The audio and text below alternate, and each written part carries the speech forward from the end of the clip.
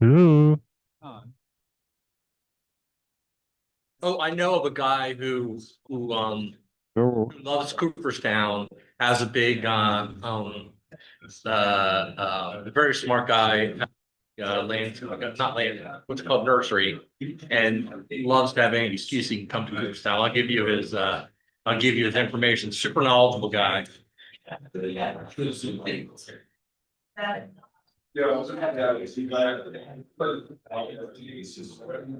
Remind me if I forget. Yeah. It's distracting, isn't it?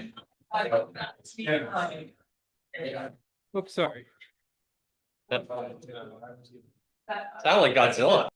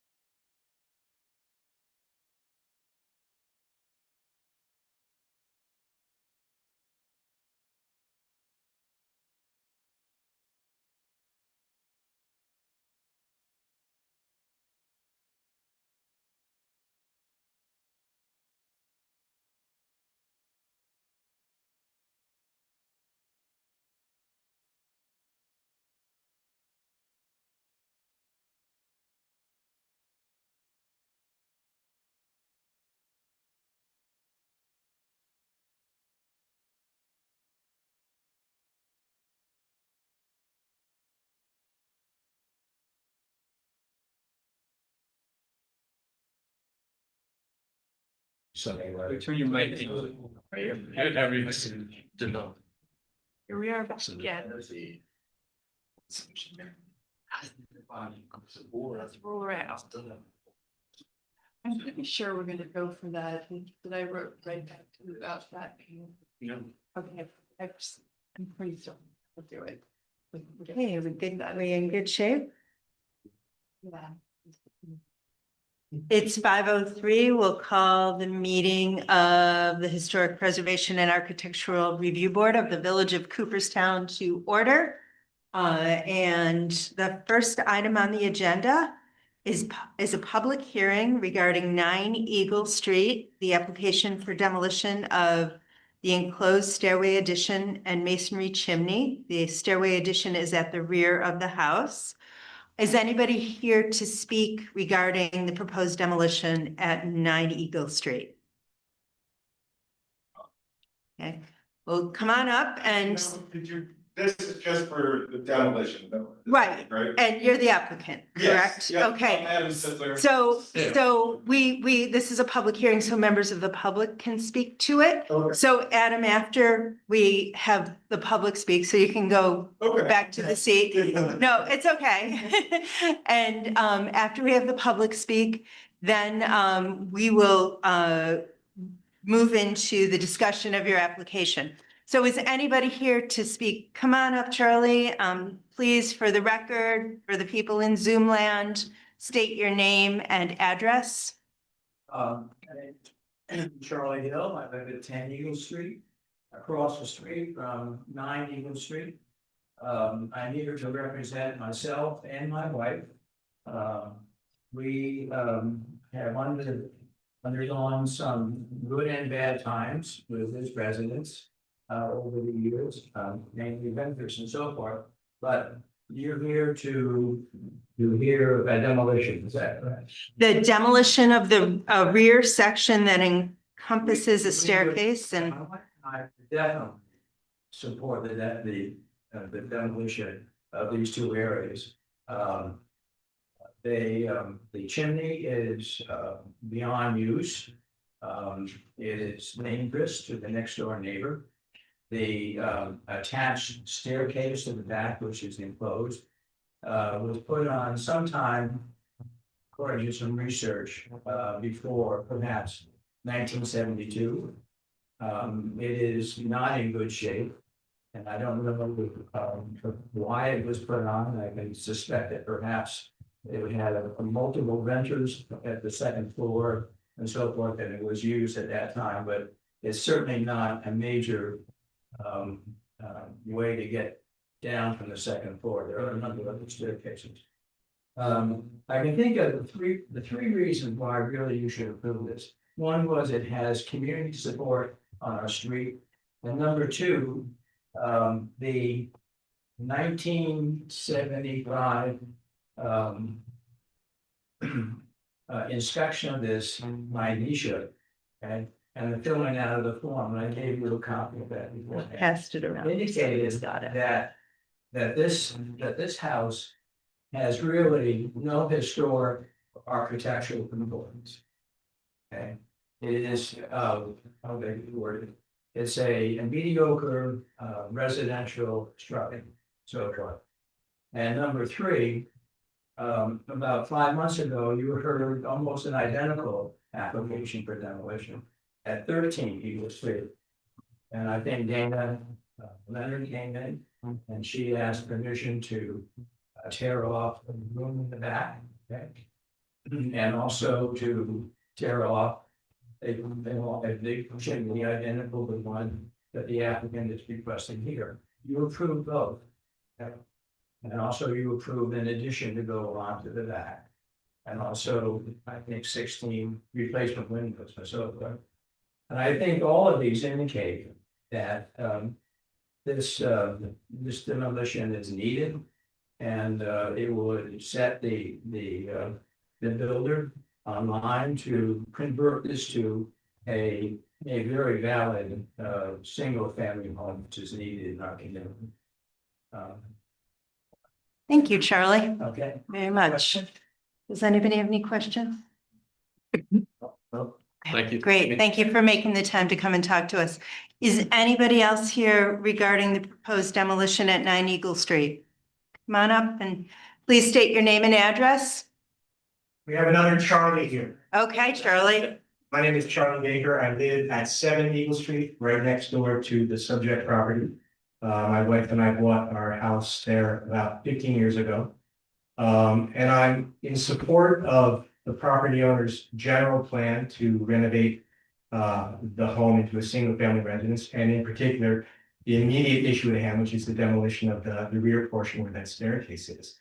I'm aware of all the points that Charlie Hill, my good friend and neighbor, made. He's done far more research than I. But I can say from my experience is that what they propose to take down is just an eyesore, and I'm tired of looking at it. It wouldn't trouble me in the least to see it disappear. I think it's part of a pretty good plan that will usher in something much better for us.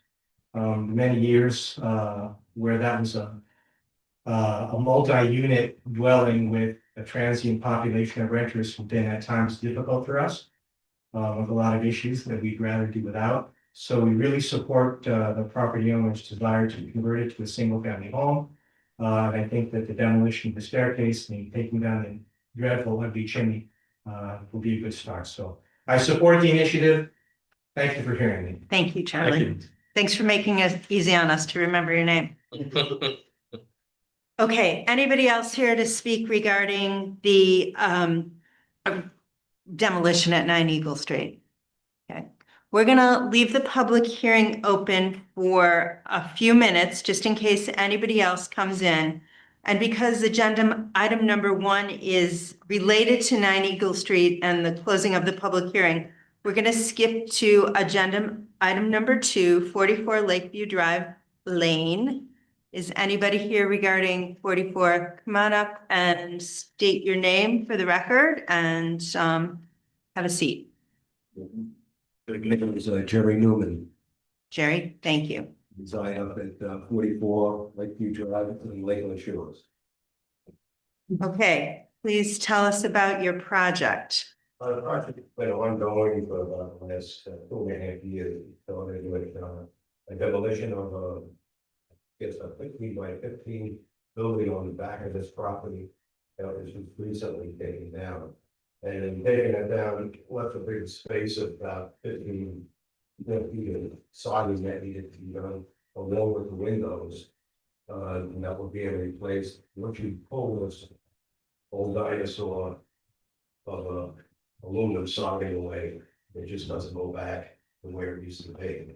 So I'm trying to pull it back and make it a big Band-Aid and an eyesore in the neighborhood. I decided to get a piece of the same siding, 8 inches, and replace the whole house with that. So you are requesting approval for that siding? Yes. Can you please pass that piece around? I think so. Yeah, I was gonna say, don't cut yourself. Who's had their tetanus shot? That siding was put on the house in 1966. So can you tell us the specs for the siding you're proposing? It's a Georgia Pacific, 8 inch. With wood grain, you really can't see wood grain unless you're really up on it. In the street, the profile of the house will look exactly the same. There won't be any different look to the house. And put a fix with a Dutch lap or oval, but I decided to keep it same profile. Does anybody on the other end of the table need to see the metal siding? I'm gonna forego handling it then.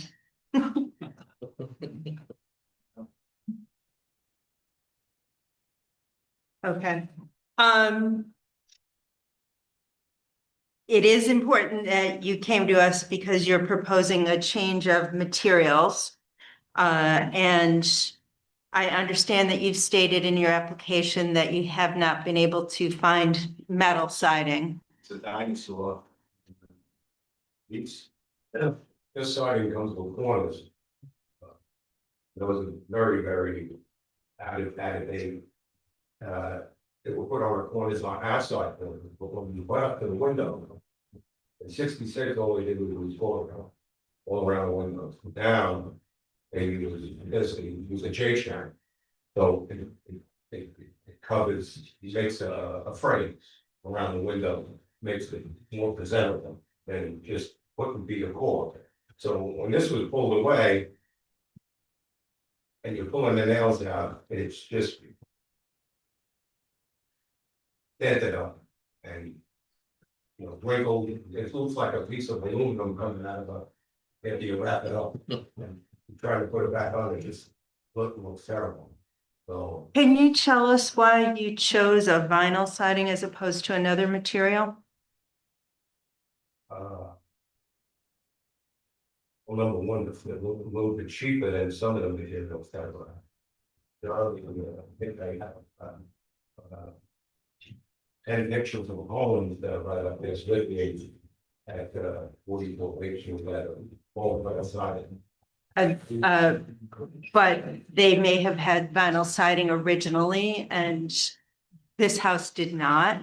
So that could be one of the reasons those homes have vinyl siding, but we tend to, as a board, discourage the use of vinyl because it is not durable and it. Oh, it's a pretty good grade, fine. This is a cheap fine.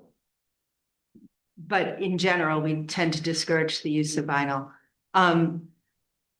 Does anybody have any questions or comments for Mr. Newman? I would ask,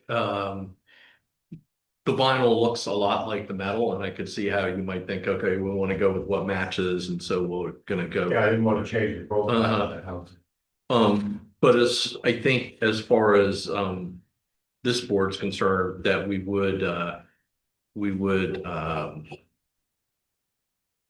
be up for alternatives that maybe aren't as closely matching, but aren't vinyl. Like, I wasn't sure whether you limited yourself to looking at the vinyl because it is such a close match and you didn't explore other alternatives. But we might actually approve an alternative, not that we wouldn't necessarily approve that, but if you were thinking that we would want to keep it exactly the same, while you limited your exploration of materials and focused on the vinyl because it was such a close match, we would actually. You can't. Yeah, we would actually, be willing to, look at other materials that weren't as close to match. So I guess what I'm saying is if you were, for our sake, trying to go with the vinyl because you didn't think we would approve something that was more different, then that's not necessarily. Walls and they're looking at party. They don't even sell party anymore because some people that are buying them. They have to 5 years to have to pay it. I found out that the people buying the party for you have to pay it, didn't take pay. How So about now they that? don't sell. Yeah. They don't sell that party for me. Huh. So, I wasn't gonna get into, well, good like that. Sure, no, that makes sense. That's sometimes what happens is new materials don't stand the test of time and the claims that they make about them.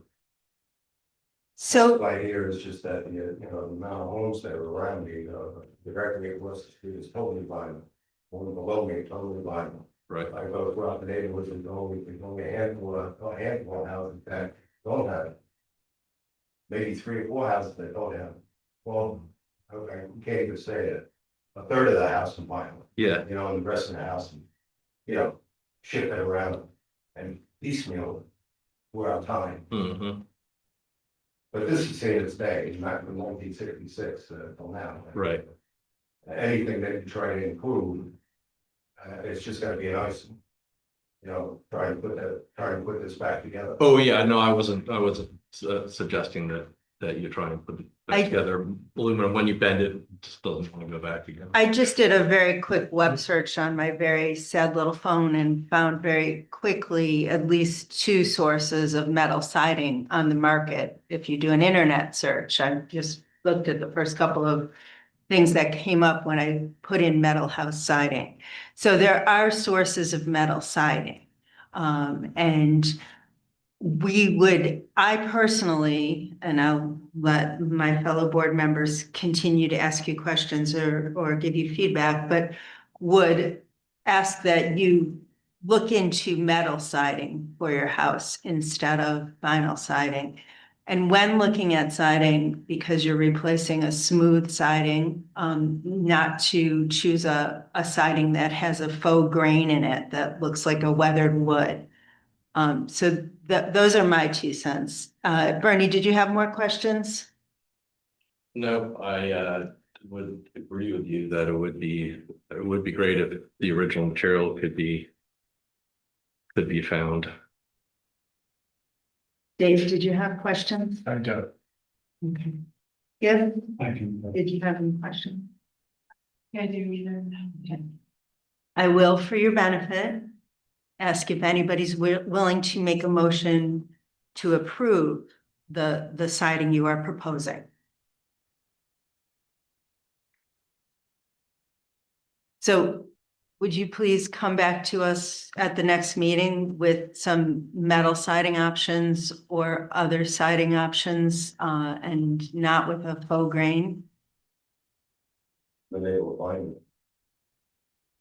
Okay, there are, with an internet search of metal house siding, there are several options that come up.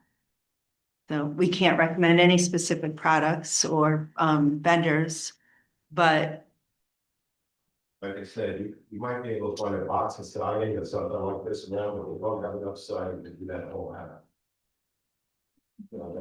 That's the reason to changing the siding.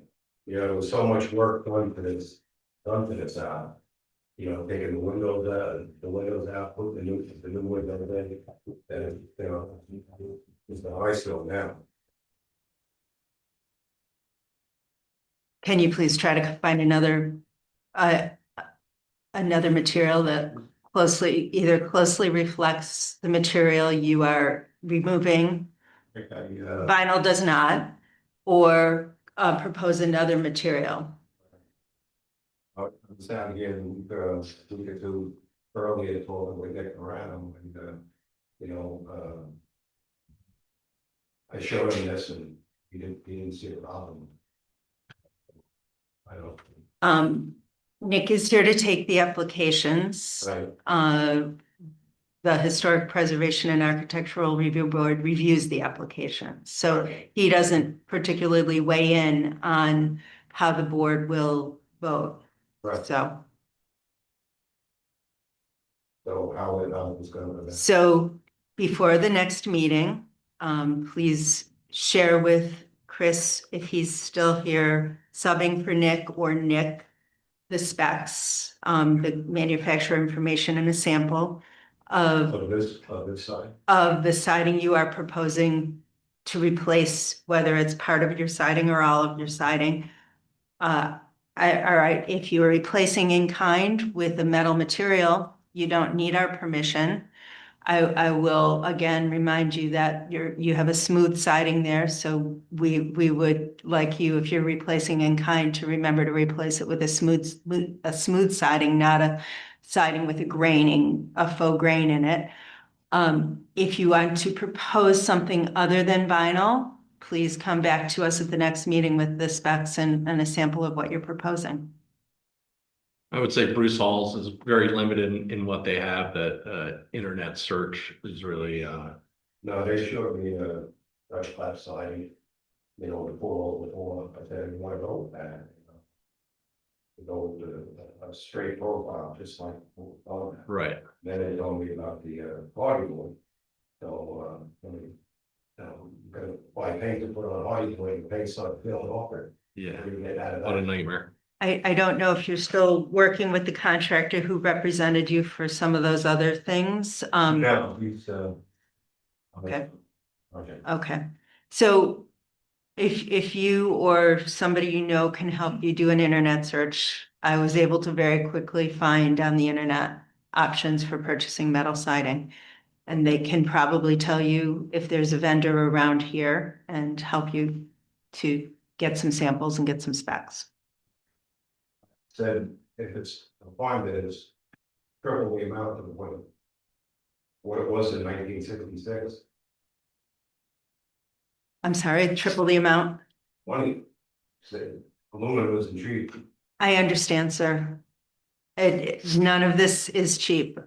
I get it. But we are asking you to either replace the materials in kind with metal or come to us with something other than vinyl. Okay? Thank you. Okay. Has anybody else arrived? Has anybody else arrived regarding the public hearing at 9 Eagle Street? Okay, nobody else is here. Adam, would you like to come talk to us? Sure. Thank you.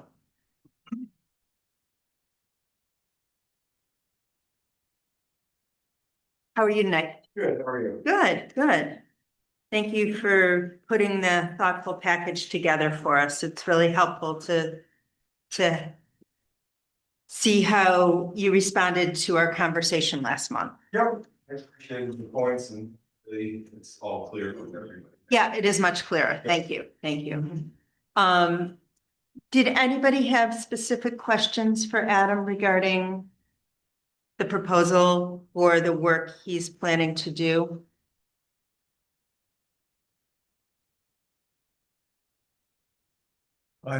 Just to confirm that the setback's been approved for the gap between the work and the big green garage. I'm actually, a survey is being done this week on the property, because I wasn't able to find anything to the village records or anything involved the property.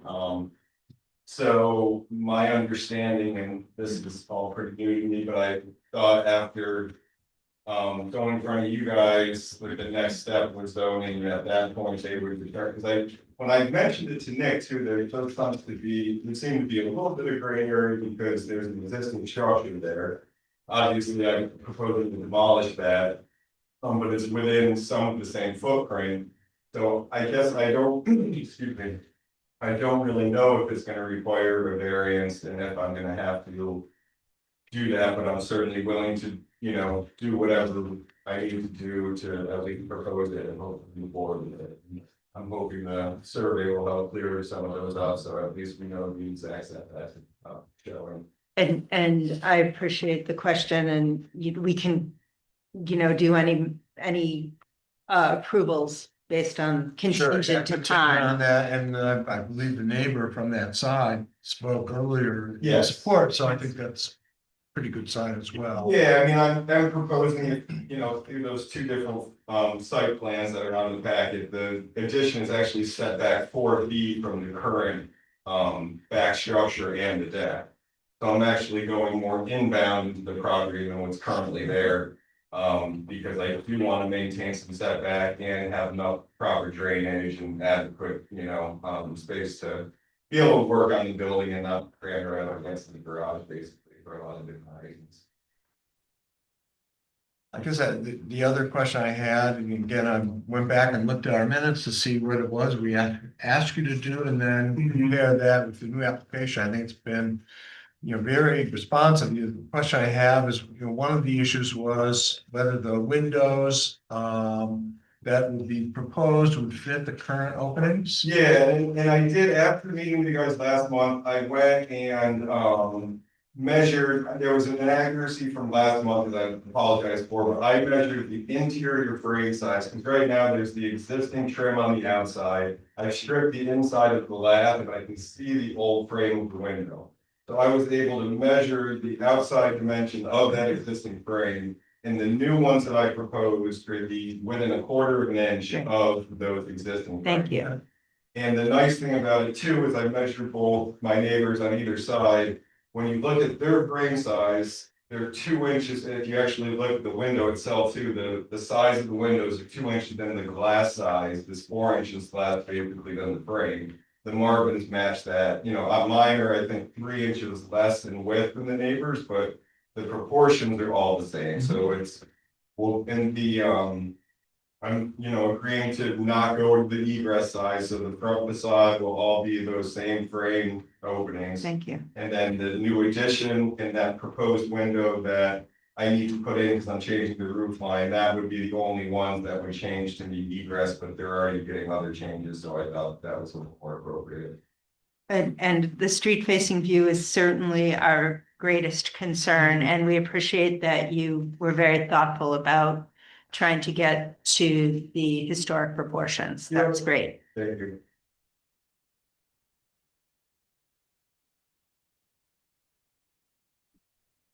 Bernie, did you have any questions?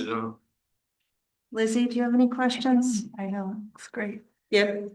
I have one question, and it may just be the drawing. So if you're looking at the front, there are 4 steps up.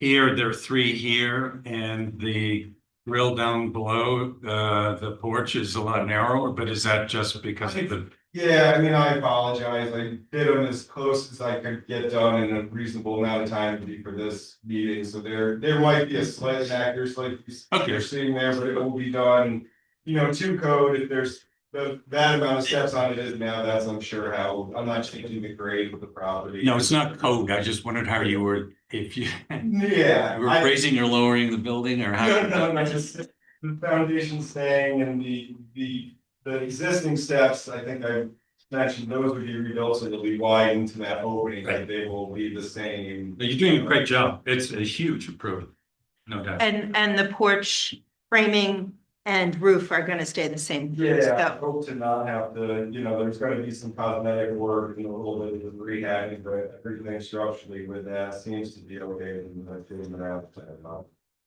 and it will just be replaced in kind if there is any rot or anything like that, that'll have to be removed. But the And- floors, and I have no intention of changing the floor, it's in fine shape, the ceiling's in fine shape.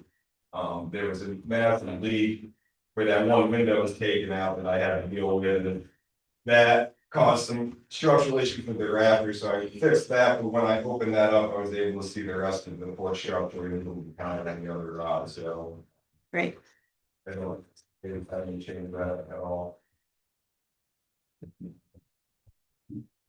Does anyone have other questions for Adam? The trim along the roof seems like it's gonna be salvageable. Yeah, Right. again, like if you look at it on the pictures, it's labeled. Right, and you see the window where there's plywood and there's a big sag. That is the only part of the fascia that's in bad shape too, but I've already talked to Whiteman's, I'm having all the same crown milled for the addition once we get to that point. So I'm gonna replace that with the exact same one and just continue that around the property, but on Charlie's side, there really isn't any rotten, facial work or anything like that.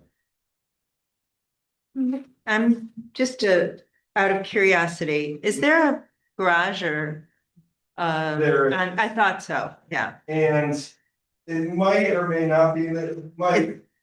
I didn't want to come, I mean, maybe I shouldn't even say this because maybe I'm too honest, but I didn't want to come and do everything at once to No. and have this project go. Understandable. I hope to one day be able to replace the garage, but I don't want to bite off more than I can chew both financially and work wise, so That's that's fine. staying as it is, and. There's enough room between the proposed addition and the existing garage that it won't impede being able to work on it. And now you know the process, when you're Yeah. considering removing it, just Yeah. give yourself a month to Yep. set a public hearing. And then we can address it then. Okay. No other questions? Okay, the first thing we need to do is close the public hearing regarding the demolition of the enclosed stairway addition and masonry chimney at 9 Eagle Street. I'll ask again, did anybody else come in the meantime regarding that? No, okay. So, would anybody like to make a motion regarding the application for demolition of the enclosed stairway addition and masonry chimney at 9 Eagle? Sure, does it need to be broken into sections or anything, or? No. I Great, think- perfect. I propose that each par provide a certificate of appropriateness for the project at 9 Eagle. Oh, no, just the demolition Oh, I'm first. sorry, That's, sorry. for the demolition at 9 Eagle. Great, the proposed demolition of the stairway addition and masonry And chimney. chimney. Great, Second, thank you. Okay. Liz votes yes. David, yes. Bernie, yes. Yes. Lizzie, yes. Great, thank you. Okay, now, would anybody like to make a motion regarding the application for the exterior renovations that Adam has provided us with detailed materials on and responded to our questions on? I will. I move that H Park provide a certificate of appropriateness for the project at 9 Eagle Street under criteria. We have a long list here, 2B Or not to? and 2C. 3A, C, D, and E, 4E and F, and 5. Thank you. We win. I think it's, That's, yeah. Dave gets extra credit. I think you should get a bonus. What do you think? Would anybody else would like to second that? Seconded. Thanks, Gib. Is there any discussion? Okay, Liz votes yes. David, yes. Bernie, yes. Yes. Lizzie, yes. Wonderful. Thank you. Thank you. As you know, for example, what the final configuration of those steps are, things like that, Yeah. just give us an as-built for the files, okay? That would be, I understand how it's hard to tell until you get into it, Okay. okay? And then maybe this, I don't wanna waste anybody's time, but in terms of the zoning stuff with that setback thing, do I just need to put it for the next month's meeting for that, or do I talk to the zoning officer another time about it? So- I can talk to you, let's talk tomorrow. Okay. Let's chat through it rather than. Chris is substituting, Nick is Okay. out of town, and Chris was our former zoning officer, so he has a pretty good sense of things. Time to catch you, or? Yeah, I'll just email you and we'll figure it out. Perfect. Yeah. All right, Okay. thank you. Thank you, Adam. Oh, thanks. Okay.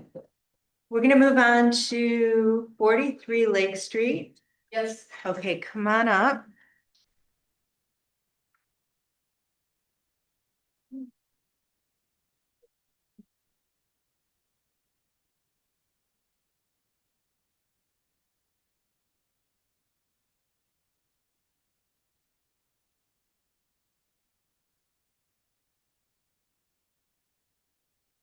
Hi, how are you? Good, thank you. How are you? It's not the greatest, but I will try to explain you. So I'm Carolyn Miller, I'm from Empire Restoration, I'm here in behalf of my client, Miss Charlotte. Snyder? And then, we came I know who I told, I sent all the paperwork and all the plans that we have for, the job. Yes, we all have a package in front of us. Thank you. So I bring, a sample of the kind of material that we will be installing, and I bring a sample of the color that we will be installing too. Just in case that. Well, we want to see it. Thank you. So this is the proposed color that the homeowner wants. Hello?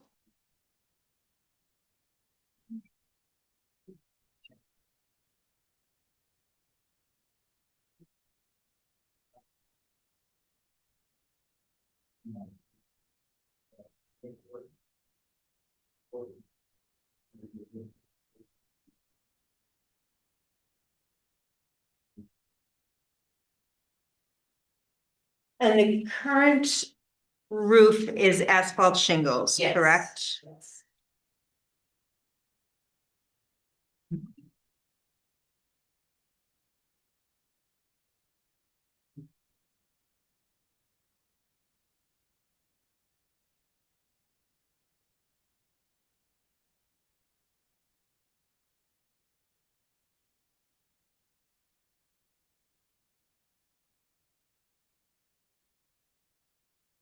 So one thing that I want to say is, the proposed roof system was selected specifically to maintain the residential appearance and architectural character of the home and surrounding neighborhood, so for that, the homeowner choose this color, and she just wanted to, upgrade her house, but without doing like any,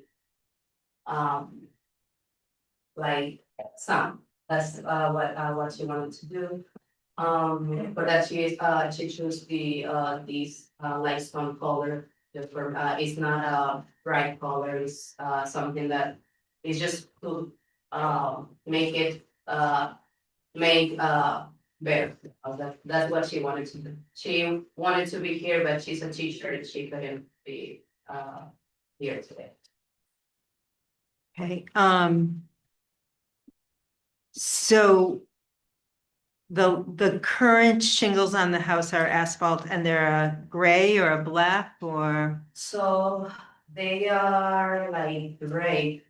I think like when they installed it, it was black, but during this couple of years, it had like a kind of gray. Worn down. And the image you show us here is what the house would look like with the roof on it, Yes, and then. it's like I did it with AI, right? Mhm. But I wanted just to make sure that you see how it will look. Like it has like the same color Mhm. and the how it will look. Like we will do the snow stoppers. This, the ice breaks or whatever, yeah, okay. And then one section of the roof is proposed to be a flat, an asphalt roof because it's flatter So or? that one, we spoke with the homeowner and she doesn't want to touch that one because that's is in good shape. She didn't want to replace the asphalt part. It's just like this part is just have probably like 1 or 2 squares of flat roof, so and it's in good shape. Don't have to touch.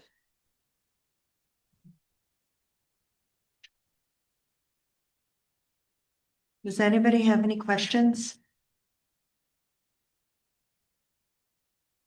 Well, I'm curious as to why she thought that the beige color was traditional. Or the other houses around it had that same roof. So what she wanted, she doesn't want something that looks like louder. She just wanted to make it like look good, and another thing that she mentioned is, if she choose darker color, it will be hotter inside of her house, and she just wanted to make it like, she doesn't want to feel that heat in her house, so the darker colors, that's something that that happens with the dark colors. In the proposed roof, you also show a series of snow guards. Yes, we will do, snow guards in the, parkings, part. By the Yeah, parking that makes lot, sense. And then you're also putting on a new gutter and downspouts? No, we are not doing any downstairs or gutters in Oh. your house, just a. Because that's what it shows in this image. Oh, no, so this is, this was made with, AI. It's Yeah. just for, show you how it will look with, the color on the roof. So those are pre-existing downspouts? Yeah, she has, Doesn't show it here. so if you, Um,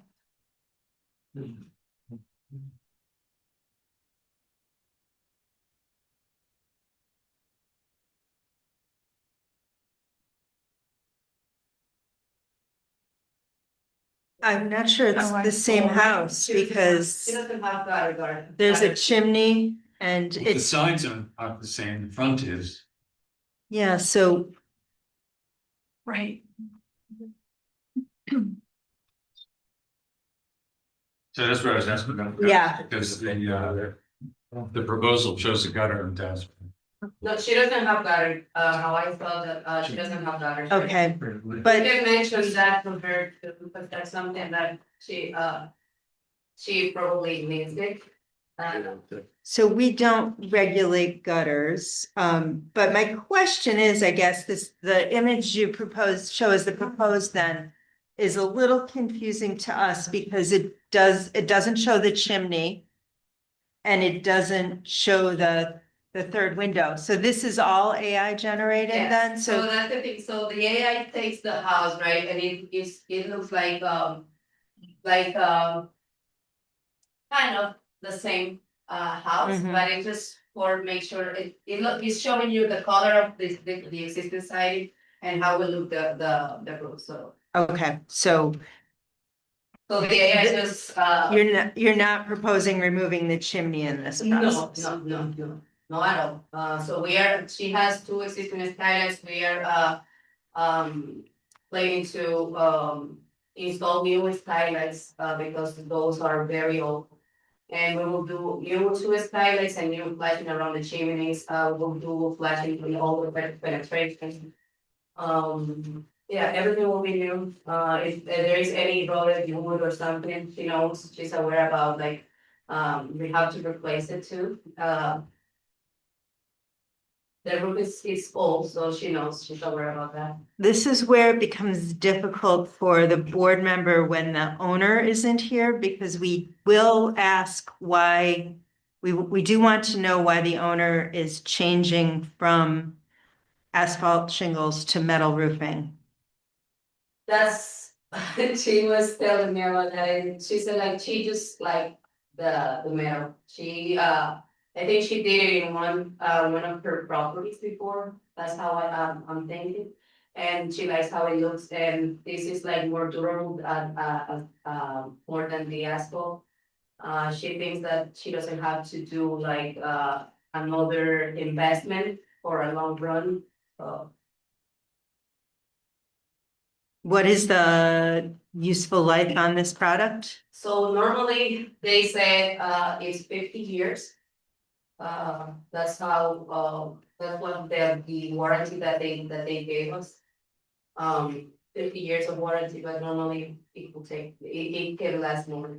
And you showed us the sample, there was a bit of a film on it. Is there an actual, it says film integrity on the paint system? No, that Okay. it just comes in the, just, that's just for the, for cover, Okay. for cover the. Uh-huh, I Yeah, see. it's Okay, so it when doesn't we get order- scratched. Yeah, when we order it, they put this Mhm. plastic just Okay. for cover it. I just for- wasn't sure if it was shiny film or something. Yeah. But if you notice, like this, the color is not, Mhm. it doesn't have any shining or.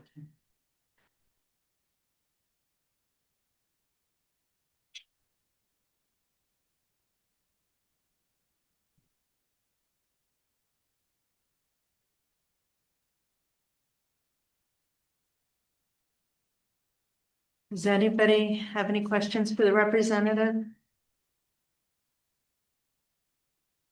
Got a question for Gil? No, I asked my question. No, Bernie has a question for you. Oh, That era house and metal roofing, how does that match or mismatch? what's the date of the house? Chris, do you want me to go look in the files? The I date, don't have my computer. it's of course the date. What's the date? Yeah, Yeah. when was it supposedly Can built? you get on, Chris? I can find out. Because my phone would take forever. It would be a year older by the time. A standing seam roof is throughout the 19th century, pretty much. And does that profile, I I mean, think the width of the, 1830s or 40s. yeah.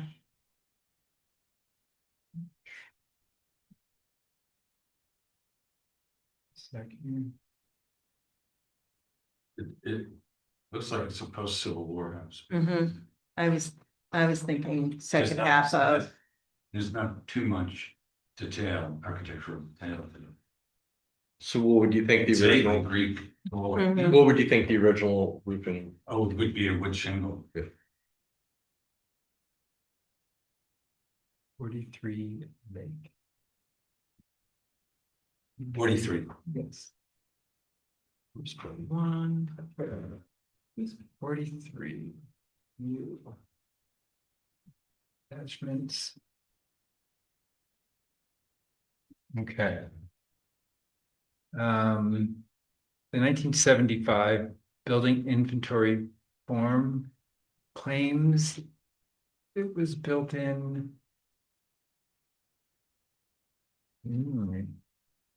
1840, circa 1840s.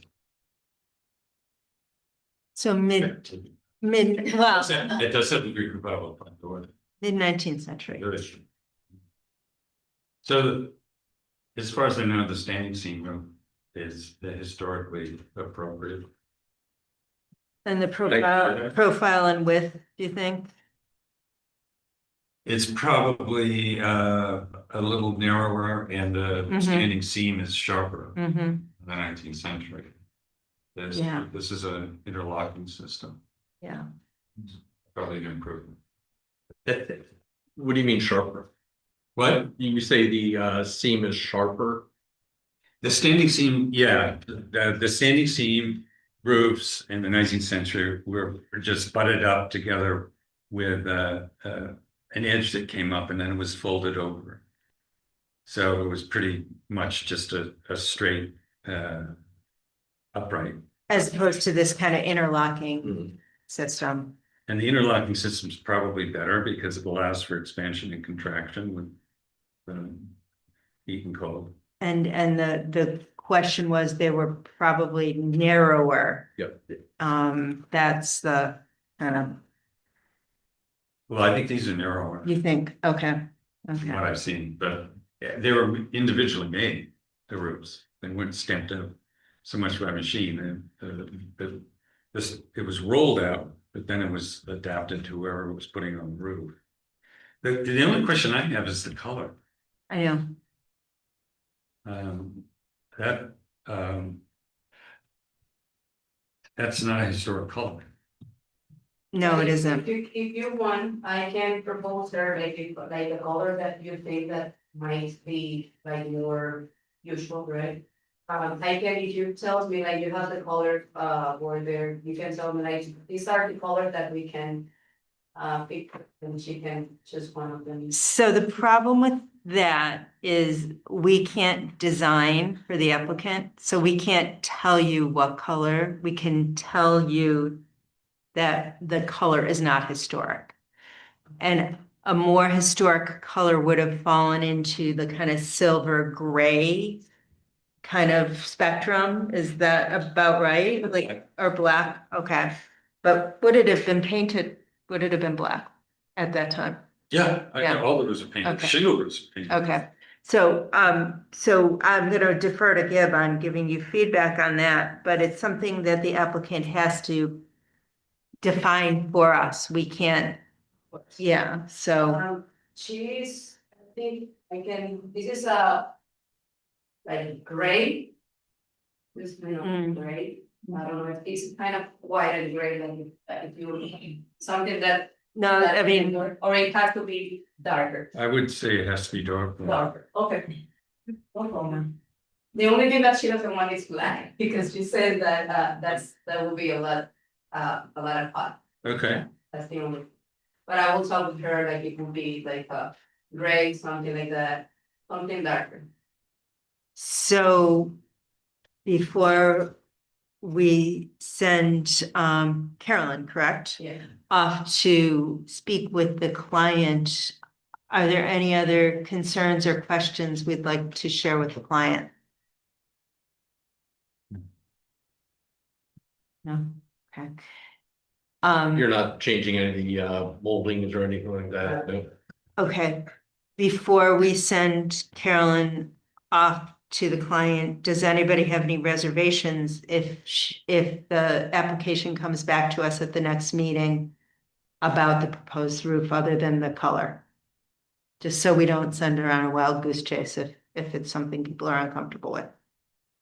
Can you bring us more than one possible color that she would agree to so that? Yes. Yeah, that's a good idea. Yes, of Yeah. course, I can bring it and I will talk with her, to see like what other options she would like to see, and I can bring it to the. Great, Okay. thank you very much. That's good. Yeah, and some options, we can't tell her, but what we can say is we need a more kind of historic appearance for this, so, okay. But other than that, like, you have any questions about the materials, like about the work, the. No, that's up to your client. No, it's just And she just worry about like the hearing. She wanted to be here, but she couldn't. That's basically. Gib, I hate to pick on you. Do you think that if one were to Google historic standing seam roof colors from 19th century, that would probably reveal something, a Google search? I really don't have any idea, but a darker color, but a darker color is what yeah, I've seen in Google may or may not. metal roofs. Be as of smart the as he is. 19th century. We got the top dog here. Thank you very much, Carolyn. Thank you so much. So before the next meeting, get the zoning enforcement officer, the colors your client is willing to have us look at. Okay, thank Sounds you good. very much Thank for you your so time. So I will receive an email or to see, or I have to schedule for the next. I'll be in touch with you after Okay, this. sounds good. Thank you. So much. Take care. And I would definitely ask her to think dark, even though I know she doesn't want to go black. Okay, no problem. Thank you so much. Thank you. Okay, so the next application, because number 4 is not coming to us tonight, is 64 Grove Street. Hello, how are you? Good, good. Are you Mr. Dewar? Yes. Okay, have a seat. Representing Pardon me? Yes. my wife. Great, have a seat and tell us about your project.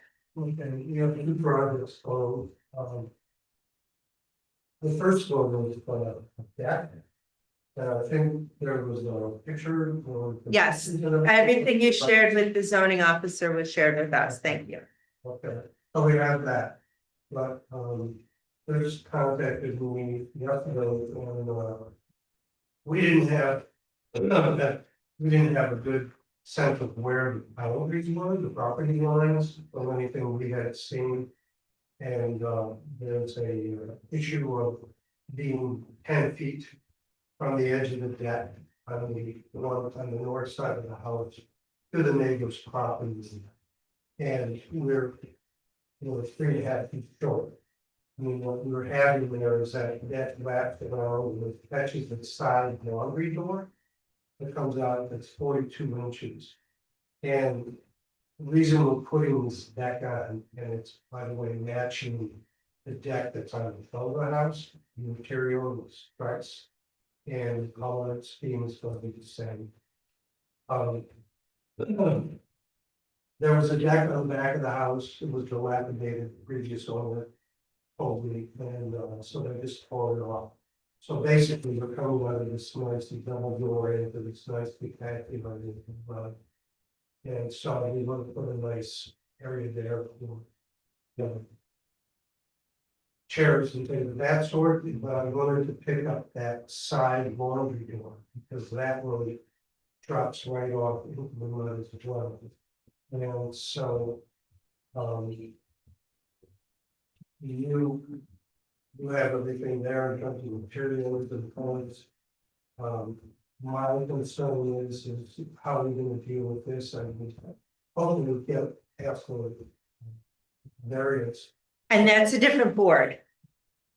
So, I understand that's yeah. second, yes. so I don't talk to you at all. Correct. If, okay. if there's an issue with, the setbacks, depending on, how our questions are responded to, Sure. we weigh in on the proposed structure, and exterior changes you're proposing. And whatever we say, whatever is approved would be contingent upon the decision at that meeting or the decision of that board. So we can say, we approve your proposed deck outside of the setbacks if the zoning board allows you to build outside the setbacks. That's how we would do it. So what we are gonna do is ask you questions about the deck and the other aspects of your project, the fence, et cetera, et cetera. And then the zoning related questions will get addressed at the zoning board of appeals. The deck first. Sure. Sure. So, I wasn't sure whether you were done explaining. I didn't want to cut you I off. better field questions. Okay, okay. Well, does anybody have any questions regarding the proposed deck? So what you're saying is that if we approve it on the basis of the design of it, that even if we approve it, it can still be said that it can't be done because it doesn't meet the zoning. Depending on the zoning board of appeals, if they grant a variance or not, the footprint may need to change. But if folks are comfortable reviewing the application before zoning reviews the request for the setback, we can make it contingent upon the approval. So please tell me, how high off the ground will this deck be? It's not stated in there. Okay. Yeah, so 15 inches. 15 inches, okay, I'm sorry, yeah. Okay. So It it's didn't seem like it was gonna be very high.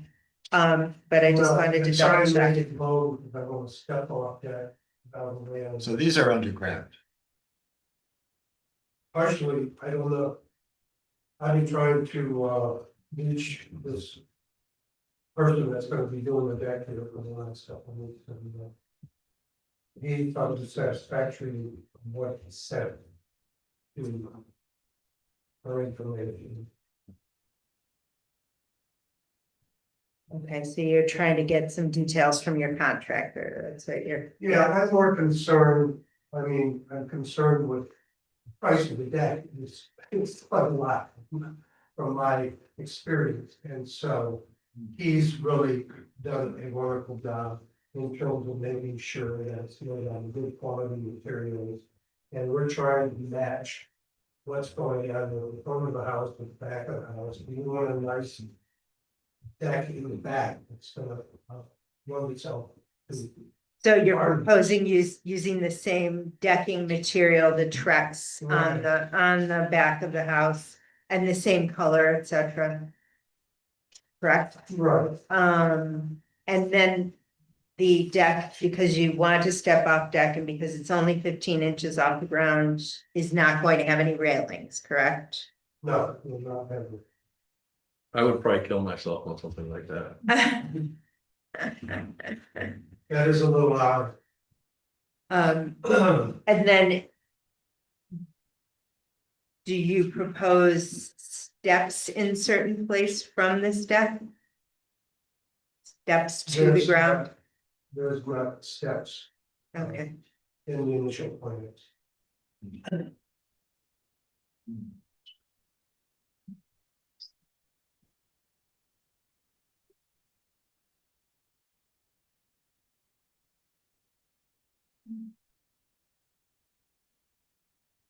Does anybody have any questions for Mr. Dorr? Regarding the deck? It looks like your contractor has proposed that it's gonna kind of be framed. Not have the ends kind of rough revealed. Yeah, it's gonna be great.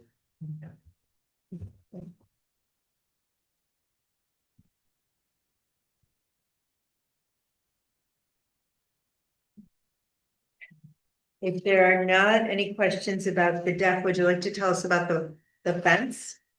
Okay, the fence, the initial fence that we were gonna build, it's coming off the garage. We had it off 8 feet, and then since Chris sent us, the specs on the property dimensions, is that from our garage to the property line is only 3 feet 9 inches. So that we're gonna bring the fence in, so it's not overlapping onto the neighbor's property. And so, I believe that's, you have drawn into that. We do have a drawing. Chris, is this did you provide Chris with a new drawing, or is this the original drawing you provided with the change in dimensions? That's the original drawing. Okay, That's the drawing. okay, so you're going to have a narrower footprint? So we're gonna, yes, but it's also going to encompass, the deck that's extending off the laundry room door. So we're gonna be going, approximately 3 feet beyond that deck area Toward the front of the house. towards the north side. Okay, There's the, that's the back side. the backside is most likely west, yes. Okay, so what I'm trying to do is try to make it a nice big rectangular deck that will capture that, go beyond that side deck door and then into the house about 3 feet beyond that. So right here at this kind of north corner, Yeah, just beyond the door, just beyond the door about 3-4 feet max. There's where the new section of house comes together and with some trim that goes straight up. And so I just thought we brought it up for that and puts the gate there, so there's a way to get in and out of the yard from the front. Is that clear to everyone? I think this drawing is particularly helpful that shows the deck here. I just drew in, like you're talking about putting the fence Fence was- so that you can access this wraparound part of the deck. Right, we'll go around the side of the house there. So the fence won't come in and hit the corner of the house. No, The fence will right, come no. into the- And that wasn't clearly depicted on the drawing. That's Yeah, for I clarity. apologize. It's okay. It's clear now. Right. so you gave us a few pictures of different types of fence. And the top one is the Devon is the one you're proposing? Okay, And it's all aluminum, it's commercial grade. Very low space. and the finials are what you're also proposing on that, it shows the ball finials at the sections. I assume, he said that was the type of fence. And that's the one pulling it. Maybe not ball finials, it's hard to tell, maybe they're just points, I apologize. Yeah, I think it's pretty plain, Okay, pretty plain that. maybe the copy looks a little more ball like. There's one over here, you can see over here that's identical with that. And do you have to do cement footers for this fence, or is So I it? understand that, Okay. What about the corners? One of the pictures in the demo photos has like a brick corner I there. think it's the one I on. think Oh, that's the like same your- one. But there won't be a corner, No. but your corner will just be a No. corner. Okay. Check. And the entire fence is proposed at 4 feet high, correct? Correct. And you mentioned gates, the gates will match, Yes, it's all gonna be the same. so the flat top, Exactly. Only one gate between the That'll house and the be- garage, Well, between the garage and the house, there will be a double gate right? that can be totally open. One half of it, where you can drop the.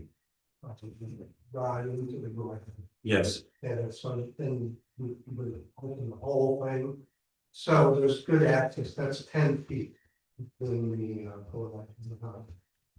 And then on the other side, the north side where the, put the extension, the that coming off the laundry room, we're gonna put a gate there, just a simple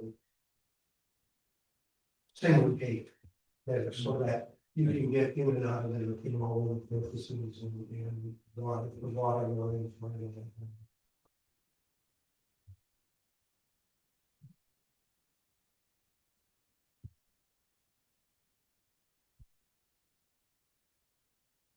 so Chris, just for clarification, Yes, this drawing has the fence coming about 6 feet off of the garage.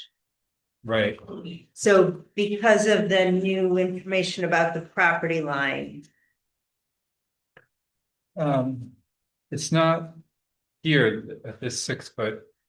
It's rather where the deck is here. The deck will actually be protruding further in this direction. right, So it's this fence that would be moved Okay. over to match it, right? We're talking about. Because the The deck will north, extend out okay. past the house, we want to get the fence in line with the edge of the deck. Right. Yes. Right, it's gonna be parallel with the edge of the deck. Right. But in 3 feet or so, we Sure. should get over and things like that. We're just clarifying, because also the fence designer's drawing doesn't accurately show the deck, so we just have to. Make sure it's like a contract button down. I think that we can document this, but by the time this goes to zoning, it should have accurate drawings of the fence. If the position is gonna change. Right, I can talk to you this week and we can make these drawings more presentable for the next board. Oh, I would appreciate. Sure. Are there any other questions regarding the fence?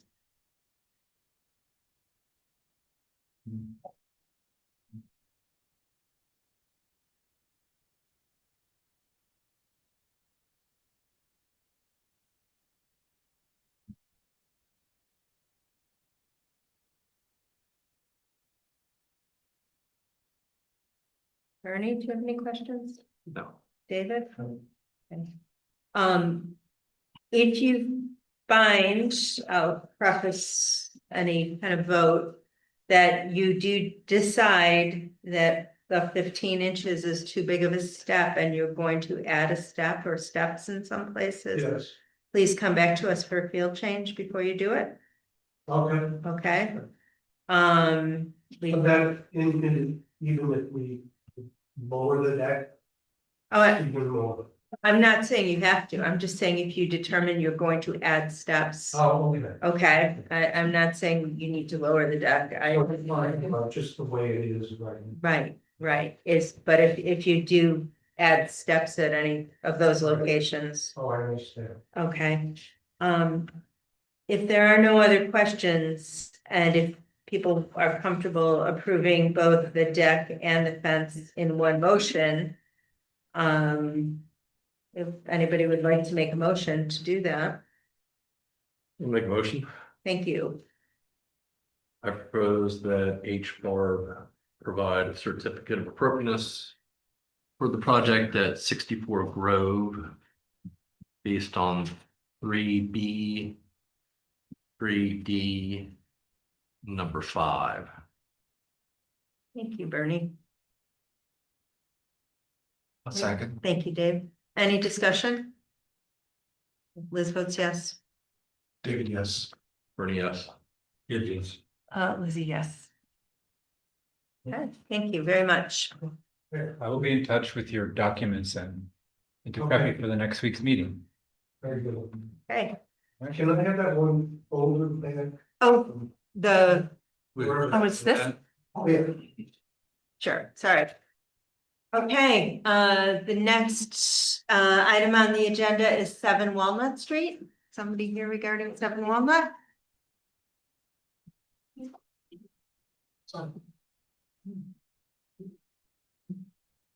Hello, Hi, would you like to state your name for Marcia for the record? my name is Kyle Ladowski. I'm here at our Solar Solutions behalf. Okay. Customer William Kramer, Can you spell your last name, Kyle? DAHOWSKI. Thank you. Okay, so tell us about the project. So we're proposing to install a 18 panel 460 RECs on a roof mounted solar array. The installation of a Tesla Powerwall, which is a battery. The solar panel will be installed on the south facing roof, which is the back of the house.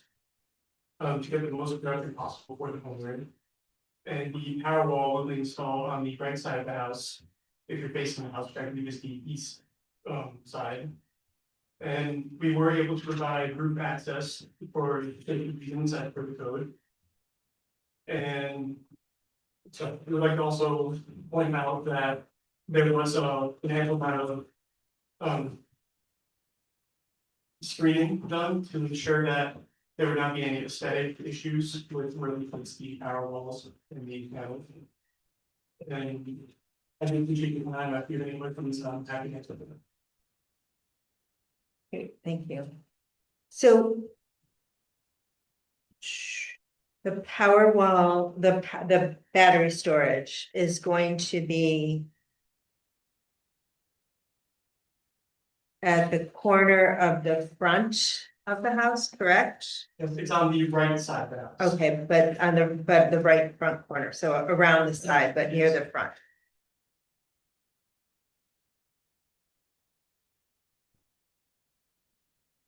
Can you tell me the dimensions of that battery storage?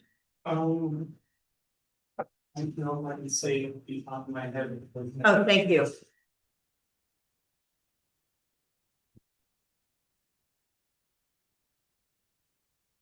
I do see it in the picture. I just wasn't sure whether it was the dimensions in the picture are accurate to the, I believe the dimensions should be accurate. okay. You'd mentioned screening. Is there screening for that or is that? Or the size of the battery. Yeah, and on the service panel. would be- There's a standard size we use. I'm not sure if there's a screening on for it. I just know that it's what we use for all installs, those standard plans. Like, just the reason I asked you, you'd mentioned that there was some screening. done Yeah, that- But I wasn't sure whether that applied to the, when you're looking at the house. whatever you The can see. screening was to determine, so we don't ruin the aesthetical views of the house with. Like contractions around the side, we want to make it look nice, set the place looking good as it should. But do you think that screening that you're talking about is gonna be for those units on the? Yeah, one on the it right? would- It would include that. So on both sides, both of the areas are gonna be screened or I'm the, sorry, when I say screening, I mean like it was. Survey, not this Oh. screen that took place. okay. Oh, I see what you're saying. Yeah, okay. Assessed for. So I'm still trying to translate this into size for the battery storage. And it might be me and something I'm missing, but I'm just curious about how big the unit actually is. I wish I knew the size off the top of my head. I know they're not more than a couple of feet in length, they're not some big bulky walk. So depth wise, like, Depth wise, I would argue about at most a foot. I haven't seen them in person myself. okay. And the same with on the other side opposite where there's control thing with the. Whatever, so I think on the opposite side from The service panel, utility meter, gateway, disconnect switch and combiner box. yeah, thank you. You're welcome. Likewise, that is of similar proportions, not picking out one. Does anybody want to see the big drawings? For those of us who I benefit from drawings. bigger writing. Okay. Bernie, did you have other questions? I'm curious as to why those units would be located toward the front of the house as opposed to more toward the back of the house. From what I know, it has to do with how the lines run towards the solar panels. Depending on where you put them, we have lines going all around to, I believe they want to have a streamline, less, like the least amount of space taken up with lines around the house. The location itself was chosen partly because of shading, where there's a line of trees that are obscured from the street view as much as possible, so just look at the house and say, oh, what is this? You know, I'd say, it's a little more covered. When you say it's a little more covered, are you talking about the power pack and The the? power pack and the back. Yeah. I'd say there's a tree line. You know, it looks like there's some kind of. And then you talked about the lines going to the power panels. Are the lines in a conduit, a paintable conduit, or the lines from the panels to the hardware that we're talking about, the battery and? They run attached to the house. I apologize, I don't know exactly what conduit it is. Okay, something that they might be enclosed in.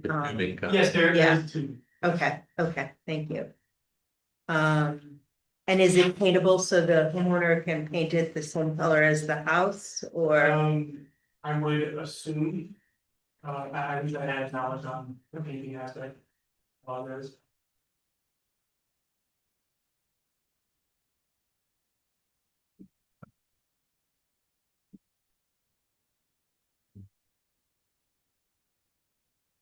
Yeah, it would be nice to know exactly how the lines are running and what it's gonna look like and what the power pack's gonna look like exactly, what the dimensions are and what the control panel is gonna look like.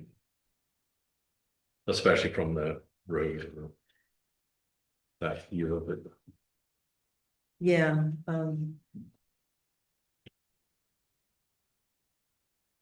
Right, or if there was a possibility to put those boxes back towards the back of the house. Or, I would assume there's a possibility. I'm not aware of how the engineers decide and reasons why to put it specifically. I can't rule out possibly that I could. yeah, There is a chimney that sticks out on that side. Maybe Around screened it, by the- behind the chimney. yeah, But it would be good to know how the lines are being taken from the panels to the bottom. I would assume they're just wires. I have to worry myself and just guide the wires and, but I couldn't speak to the spot. Yes, I believe the wires can just be guided as per. You want them to move. and Do you want to see this picture? It's a little clearer. dimensionally. Yeah.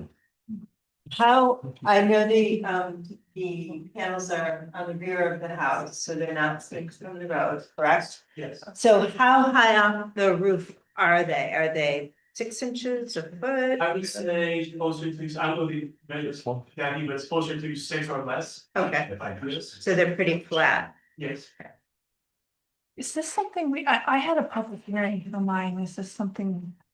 We have had public hearings on some and not on others, so I can't remember why we did the, because it was it's proximity to the road. You know, in a separate lot by itself as a Oh. freestanding unit, Yeah, and these are attached to the roof. Oh, I see. I yeah. see. Yeah. So they're not visible from. Oh, I see. Oh, Yeah, that might be why we Yeah. tortured you. yeah, Yeah. mine was bigger. I think our biggest questions do revolve around the things closest to the front corners of the house, even though they're on the sides, because they're visible from the street. So I think unless somebody would like to make a motion to vote on this as the application presents, it sounds like we would like to know more about the dimensions of the panels on either side of the house that are close to those front corners, the battery and the other systems related panels as you look to the right or to the left, and what that tubing or conduit looks like and if it's paintable. And also whether they can be tucked farther back and more discreetly along the sides of the house near the chimney or in other places that aren't as close to the front of the house. So And how the conduit's actually running in terms of, is it running right across the middle of the wall, or is it tucked along, going along the edges and then under the overhang? yeah, back? to see some of the pathways for how that's gonna work. So are there other questions? We'd like to send this gentleman back with as before we ask him to have those questions answered, just so we don't have additional questions the next time he comes to see us. Yeah, I think that's complete. Okay, If I may add, there is a home 2 houses down that also has solar panels. we don't discourage it, but we're thoughtful about how things get installed. And that's why we're looking at the question of where those, I'll call them utility boxes are. For, for a lack of so how big are they? Since this is new to us and a lot of, how big are they and how is that conduit looking, appearing? And how, can they be made more discreet if possible, but understanding dimensions and where they'll really stand out would be helpful.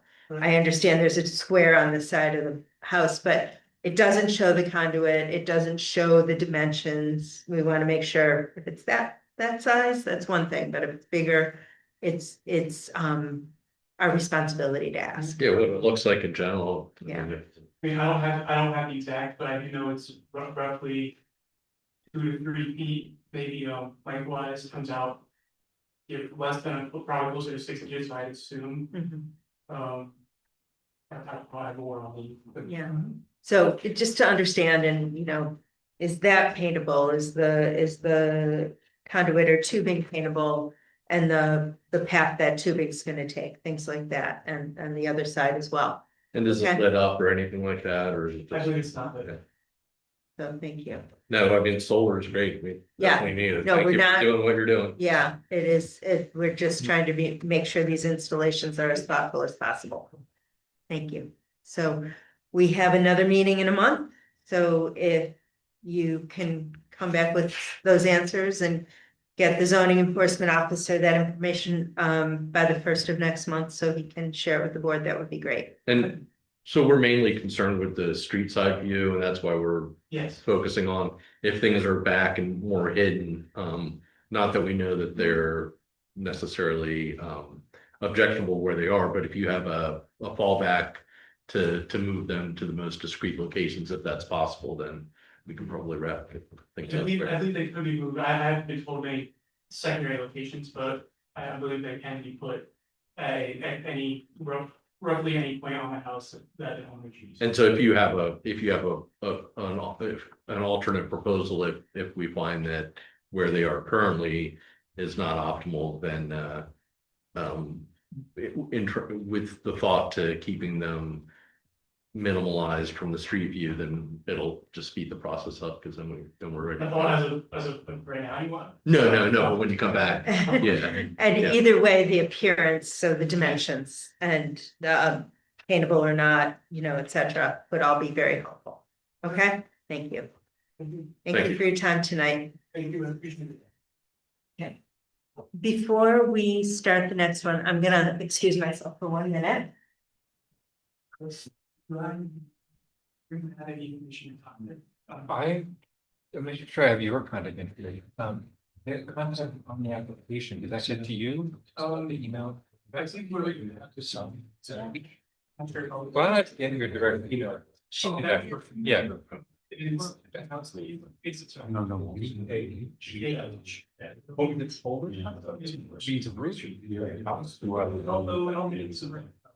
Is it, I think. Because I was thinking, ah, man, she puts on rooftop solar as a polling. What a great job. HOWSKI. You could really socialize it. Build something. Solar. And it's DAHOWSKI. But it's it. No C, no down. Maybe I'm wrong. But still. No,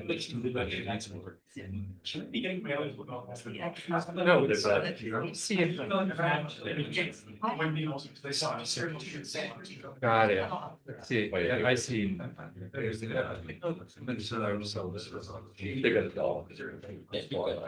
Well, it's on my phone. I'll try that. Maybe I'll just. Yeah.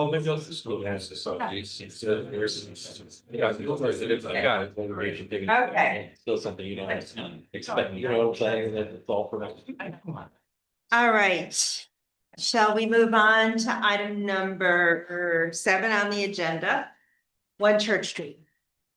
Come up and tell us about the project, please.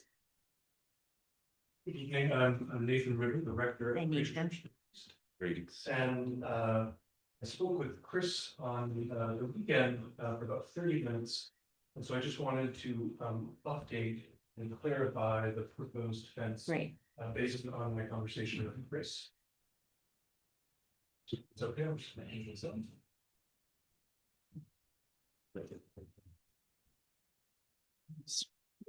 Great.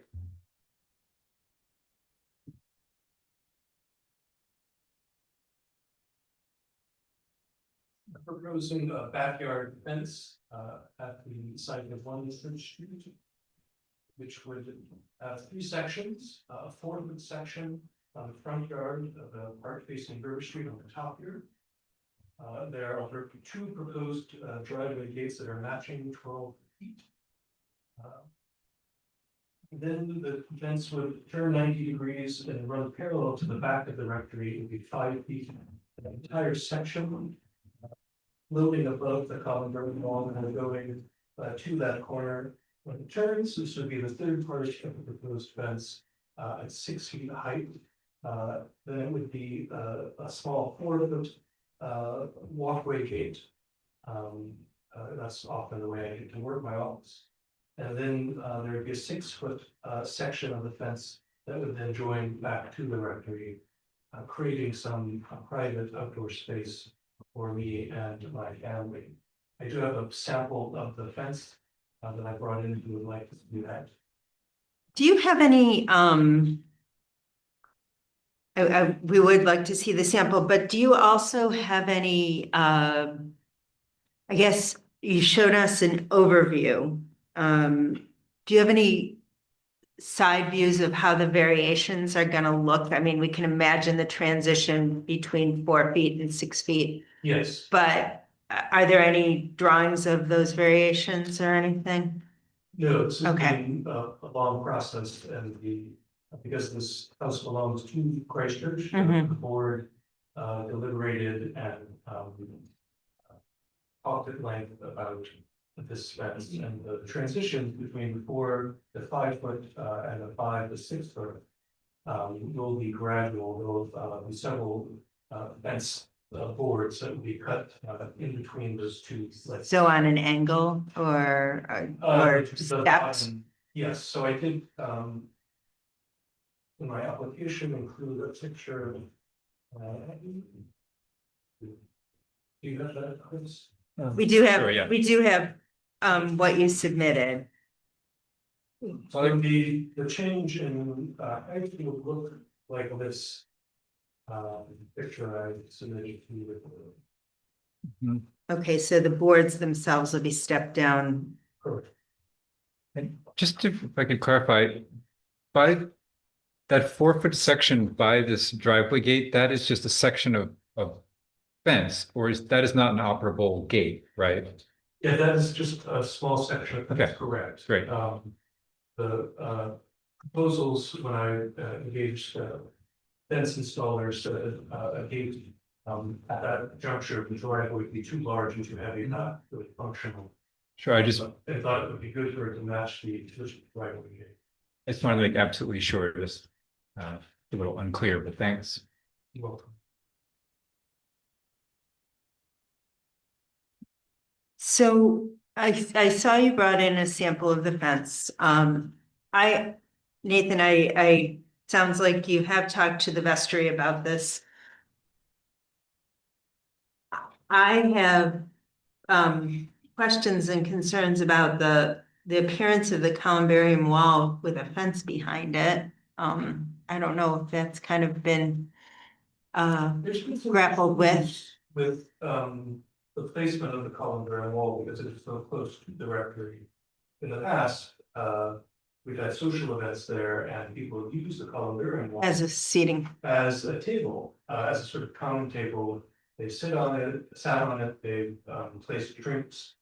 And this proposal would, in the future prohibit people from using it as a common table. The proposal would have the fence actually floating about a fourth of an inch above the wall, so it would not actually touch the columbarium wall because the design of the wall is raised for the water to go down to either side.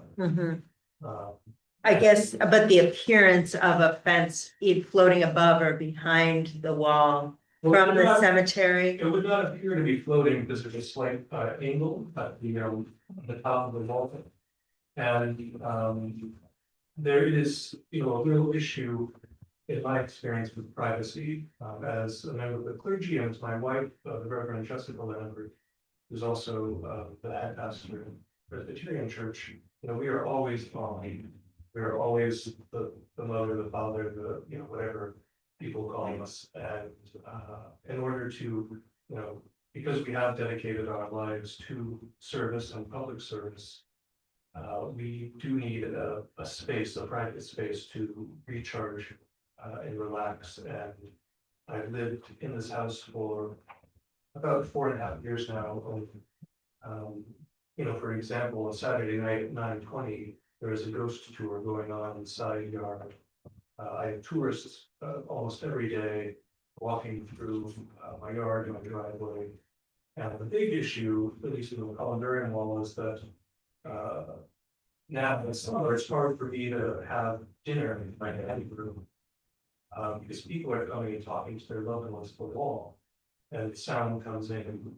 So the board of the church did consider other options on top of that wall, but decided that a short 23-inch section of fence on top of the wall would also create a sound barrier that would be appropriate to try to maintain, in a sense, private space as well as public space. May I ask, to help prevent tourists from wandering the property, have you put up any signs saying, please respect this? Yeah, a few years ago, I checked out my neighbor, Jane Clark, and saw that she had this private residence sign, so I got two tastefully done, sort of metal, black and gold, it says private residence, and there's totally more than yesterday, in fact, I had people walking out my driveway.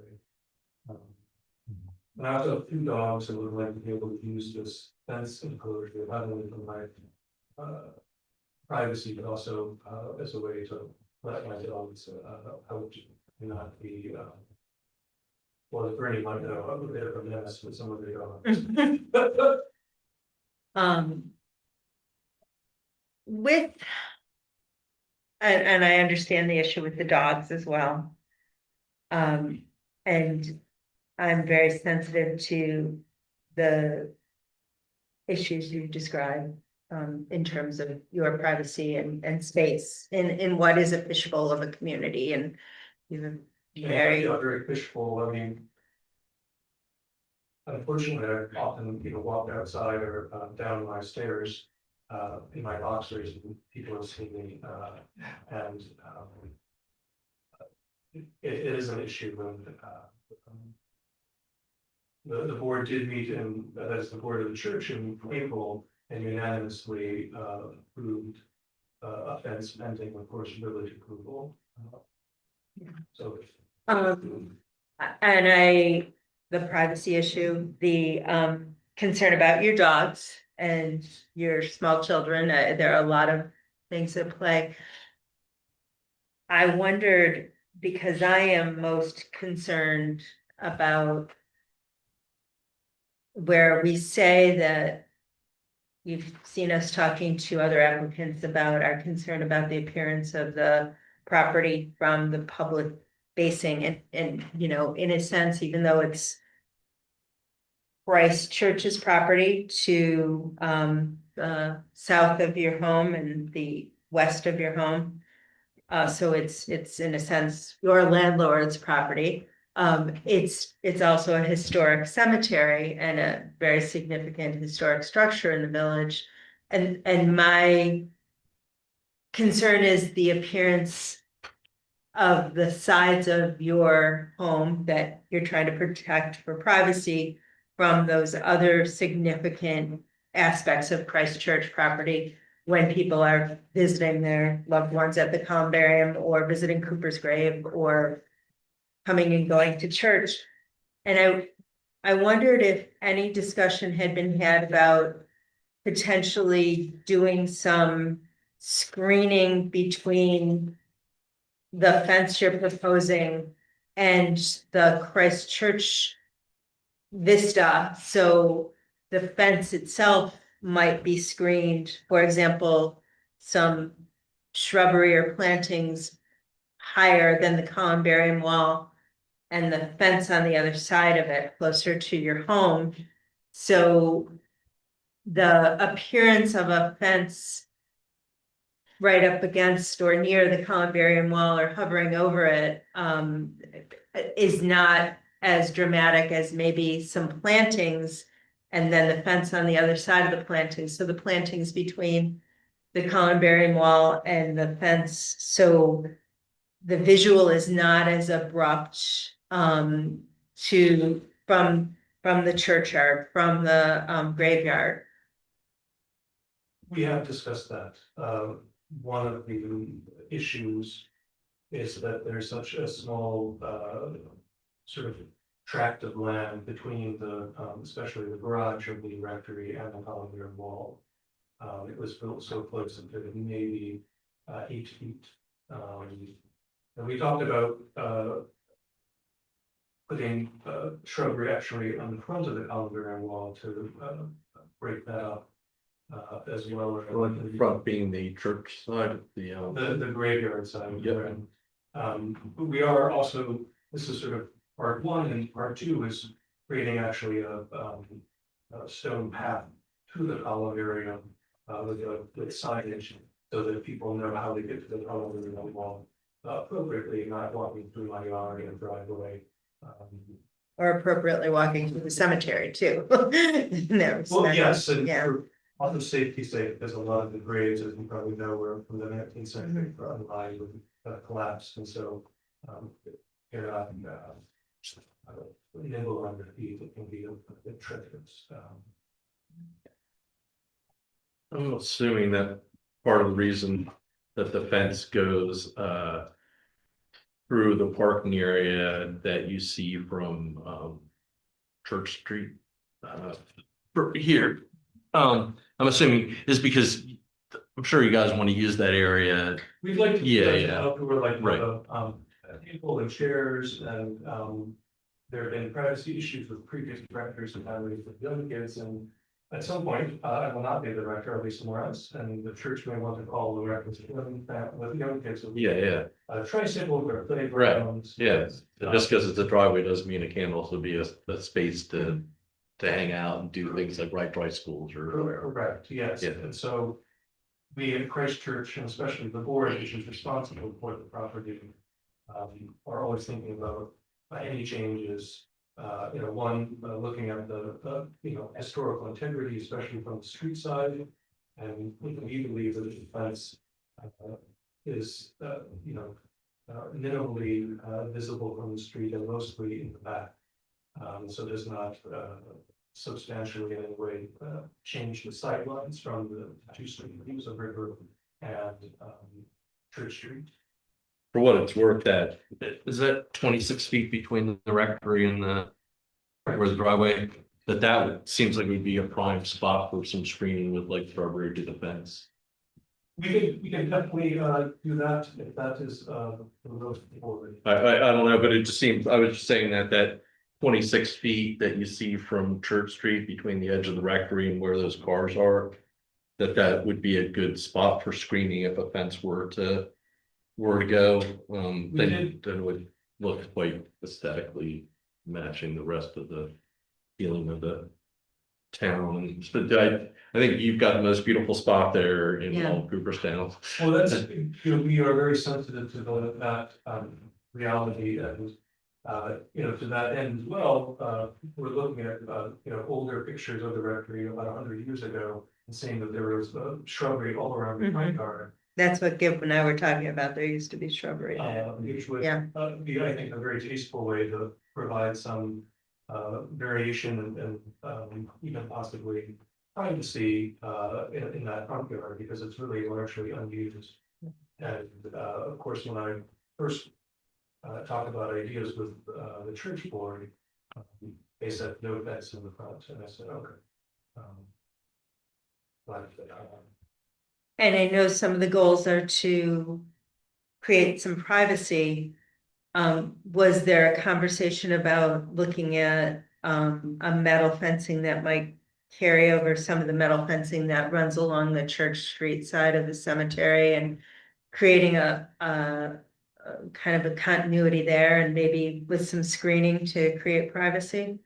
there's been some conversation about continuing the metal fence that's on the existing border of the property on the outside of the rectory, but not in the back. I think in my mind, and I don't know, Roger could maybe speak as well, the president of the board, Ashley Cooper, is out of town. She's the one who signed as the legal representative of the church. And so Roger graciously agreed to be here should you have questions for the board, since this is a sort of, in many ways, a unique or special case. But we did not, because there already is an existing wooden fence that's 7 and 7.5 feet tall of this stockade style, about 8 or 10 feet from the church itself, next to the libraries. It was chosen because it's on the other side of the cemetery, is that? The wooden fence? Yeah, so that's the reason this particular wooden fence was chosen to carry that then? No, it was just visually continuous with the already existing fence in the of our neighborhood. And we did not consider an open fence because of the sound issues of people coming and talking and wanting some privacy. But as a way to keep people off the lawn from Church Street, that, and I'm not saying instead of, but perhaps along with that, if it were a beautiful metal fence like the one that runs along the River Street side, that might even provide more at some point in the future to, if there was a fence along here. Yeah, so the church has talked about, because there is actually a section that ends at Captain Russell's property. And goes all the way partially on Church Street. But then there's also a sort of planar metal black fence in front of the Church Street as well, so that it certainly makes that situation already there. That horizontal pipe fence. Yes, correct. And then the nicer, more ornate fence that's on River Street. That's a beautiful fence Yeah. on River Street. Yeah. Lizzie, did you have a question? I do, I have several. Lizzie, for it. you're gonna be performing my mother's funeral on Saturday, Lizzie I am. Cooper, yes, so just.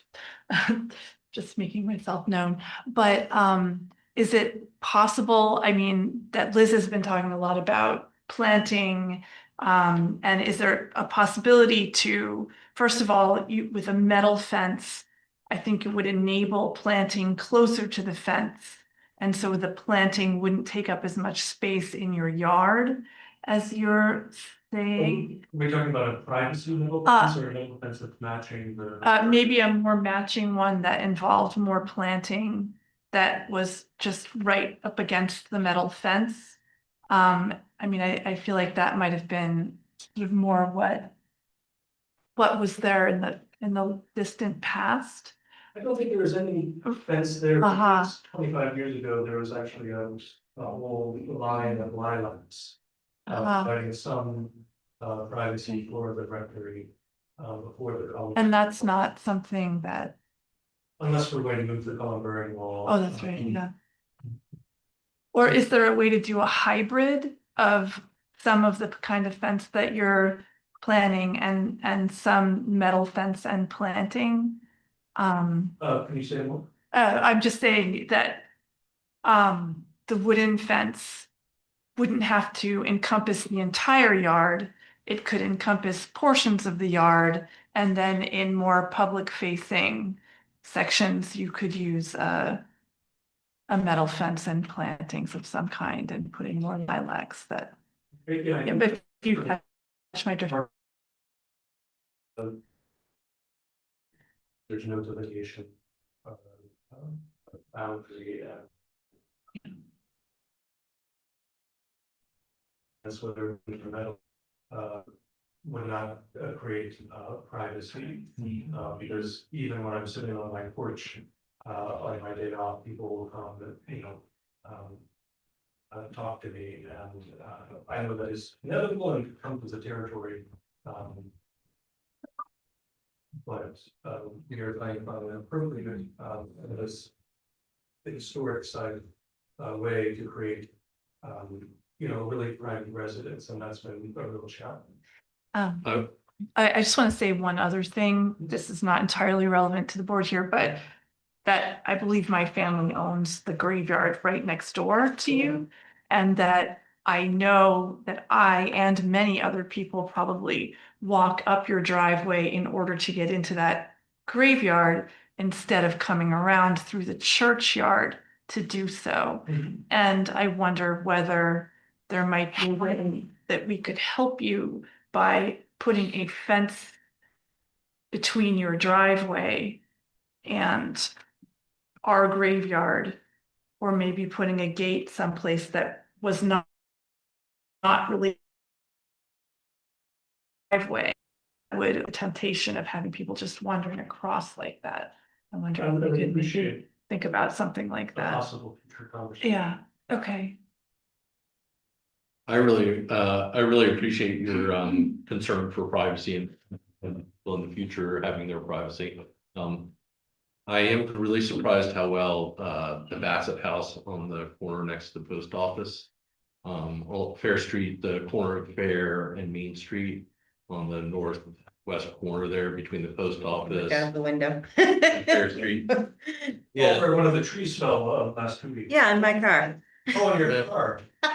That's a metal fence with rails, with 6-inch apart metal rails that you could totally see into the yard.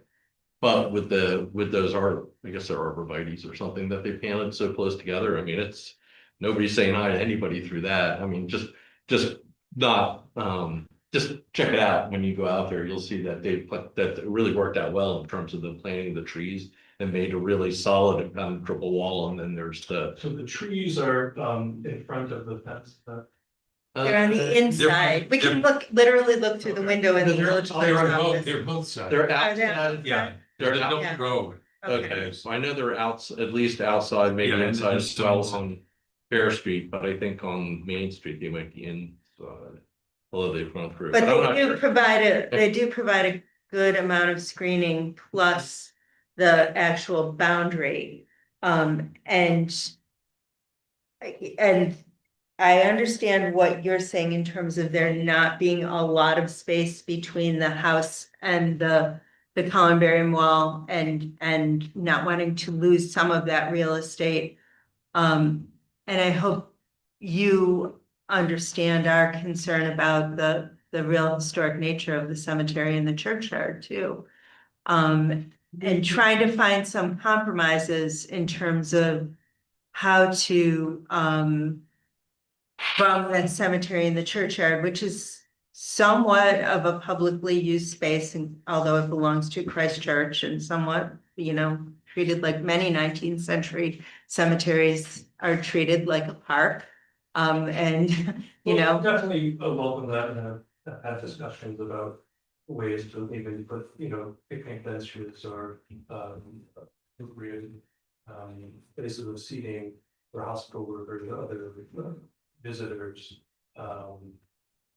And so, I mean, I think that's why we are kind of skating into design more than this board prefers to do and is supposed to do, but really trying to think about creative alternatives to in some places 6 foot high, but 4 and 5 foot high wooden fence. Bordering a very kind of historic place in our community, even though it's not a public place per se.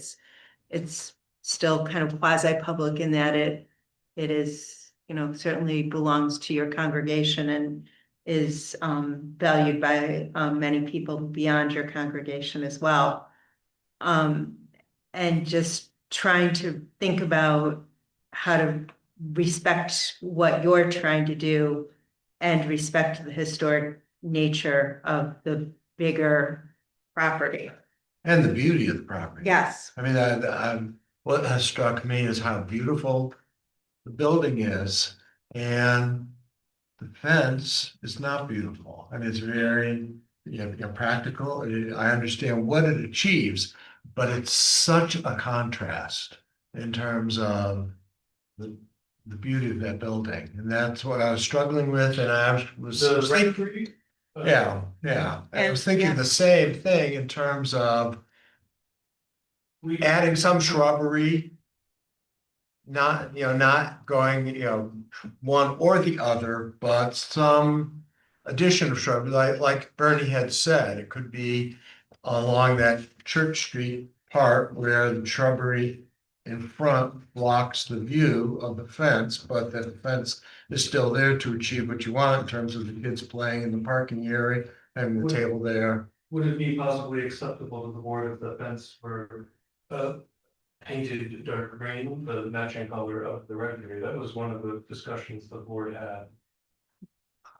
Had some thoughts on that. Yeah, I think that would lessen That would have, better the than impact of the fence. It would tie in with the house. It would be the matching that dark green. Yeah. On the trim of the, The wooden trim on the upper story. Not to derail anybody, but what happens when the fence goes across the parking area that's shown going alongside the one car? Does this part of the driveway not get used? Does this get returned to ground? Actually, it's not an accurate drawing. It's actually just around the perimeter border of the drive. Oh, okay, so that wouldn't eliminate part of the driveway to return to. It would not. I see, okay. no, it would trace the okay, the fence goes along this black line then, and where does the gate? The parking area, for some reason, a sketch that I provided, because I thought it was actually the clearest, is the one small, the way it does not round, the proposed fence will simply follow, they're 26 feet. The house goes like 4 feet. Okay. Um, Okay, so the drawing is accurate, the drawing of the driveway is not, okay. Frustrated, I was trying to use Google Earth maps, which Chris recommended. But those not really resolved. To my satisfaction. Gotcha, thank you. And I think we're all comfortable with the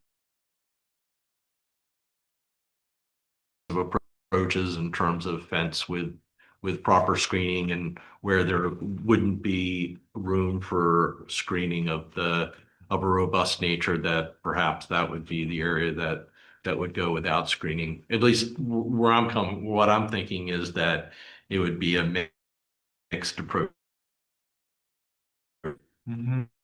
where possible it would be extremely unnoticeable because of the screening, but where that is not allowed, that would be the area that would be under consideration for not being screened and being a green wall and so forth.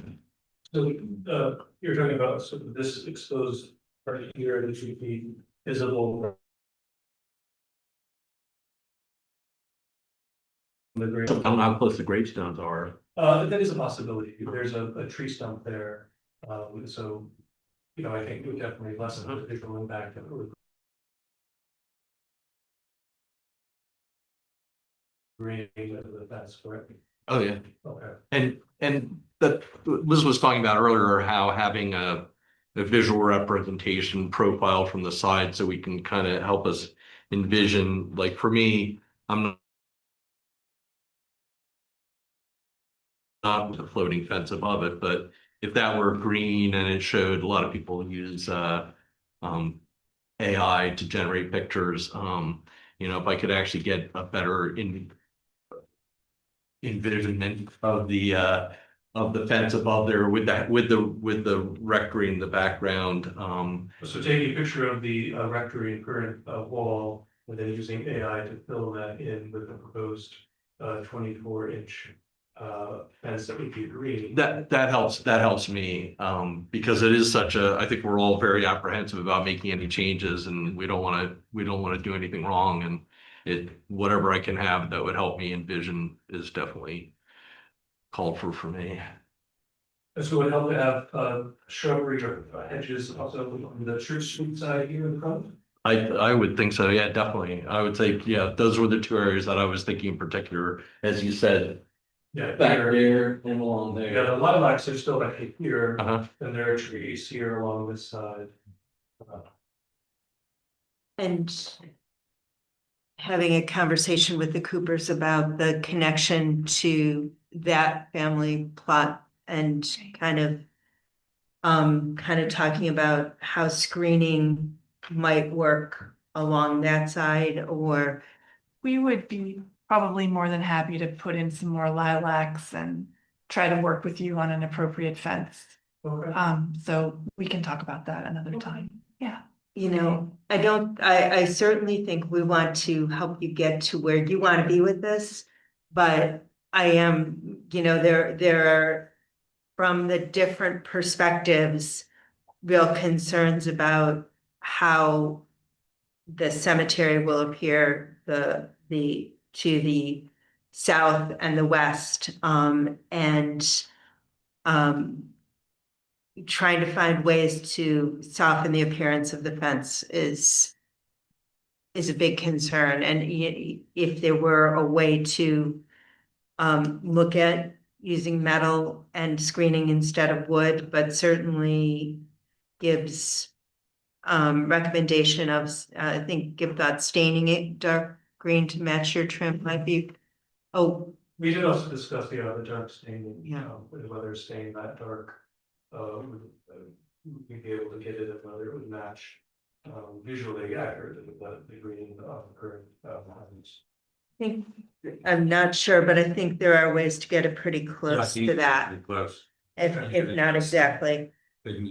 As well as being called Dean Clark Green, it's also called Black Forest Green. I think the official name is Black Forest Green, if it's the same. I'm not sure if green. it's that dark, it's a little softer. It's softer than that, clearly. Yeah, Yeah, we have an account, I think, that either Ace or. and they can probably help you get close to that, I painted that green on some of my landscapes yeah. as they age. The other thing that you might just think about is that the oval loops that you have on the top are out of character with the architecture of the house, of the rectory.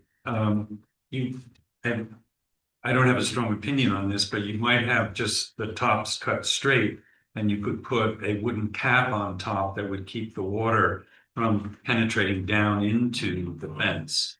Sorry. So just flat. Just flat across, Okay. and you cut a big rabbet in the bottom of the molding and you stick it on top of it. That protects the boards because you've got the ends sticking up where the water's gonna go down in and speed up the rot. Yeah.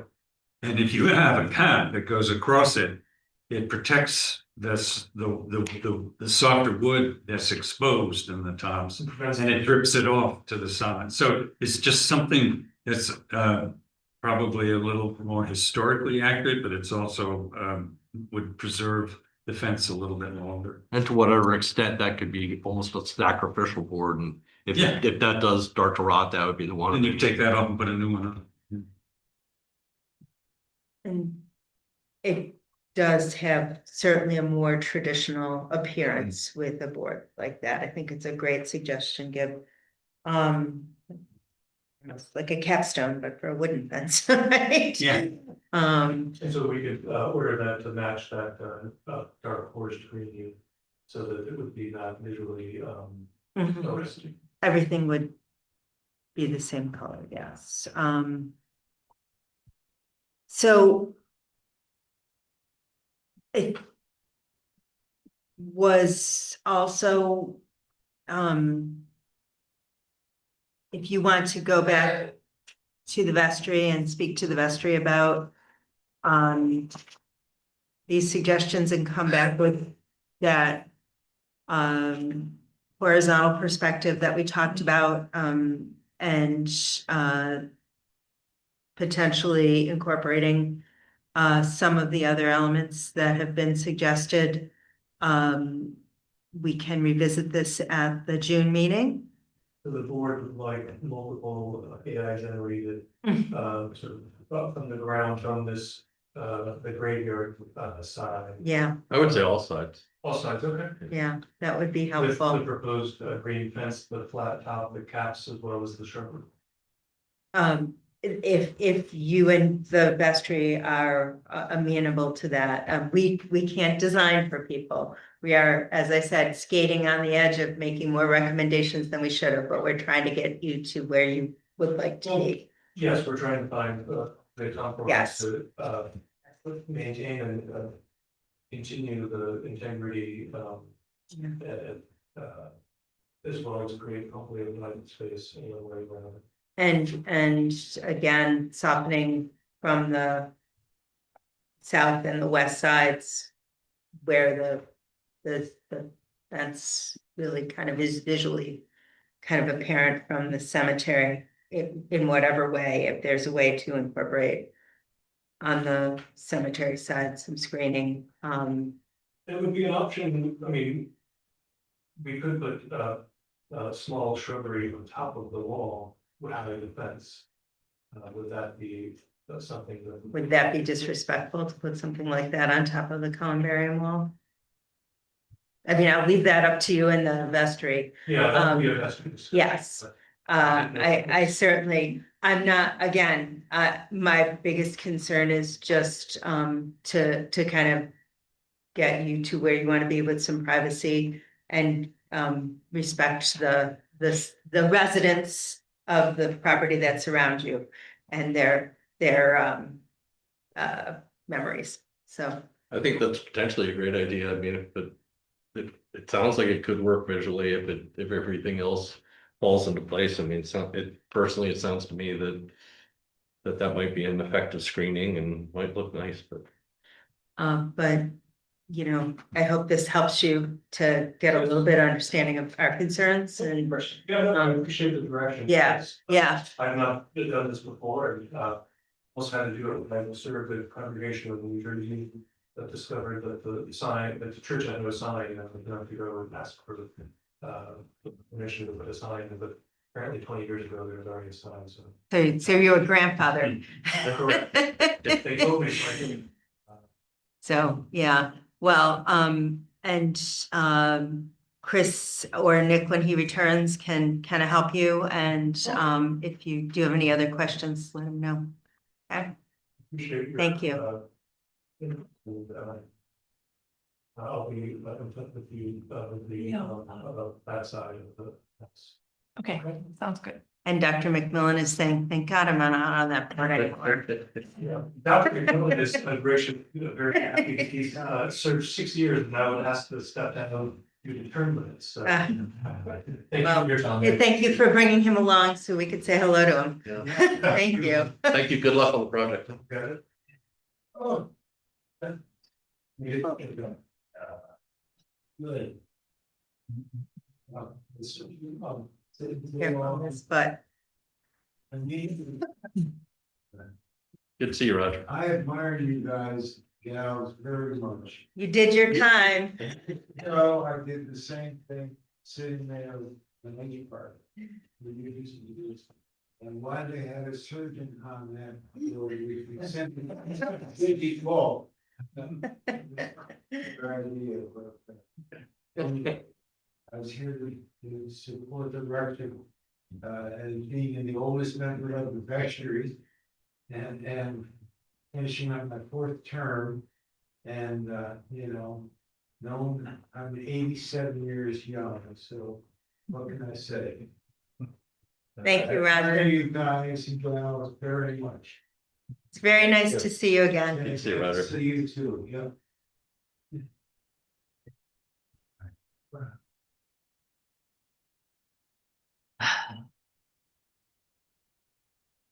Okay, we're gonna move on to 94 Pioneer Street.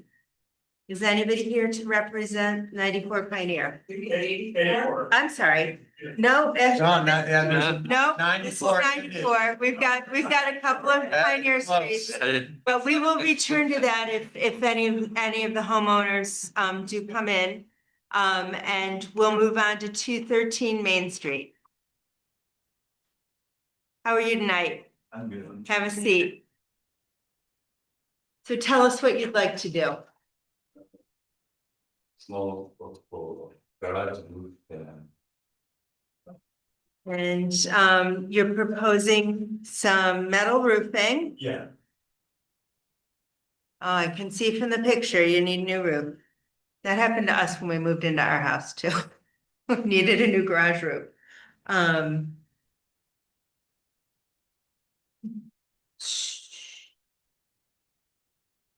And you are proposing a gray metal roof?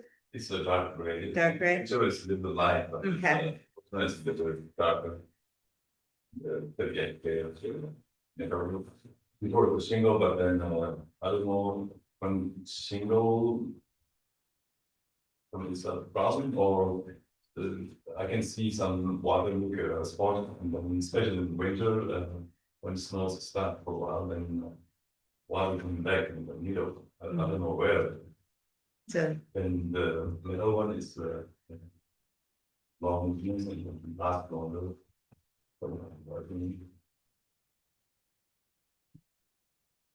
It's a single car. and it's made out of cinder blocks, right? Yeah. Yeah.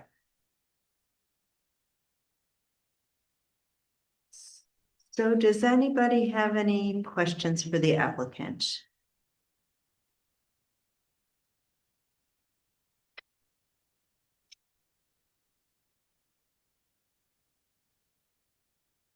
Why did you decide on gray as opposed to something darker? It's a dark gray. So the photograph doesn't represent that. Yeah, I don't know why, when I print out, it's come like that, but then when I see the real picture. Yeah.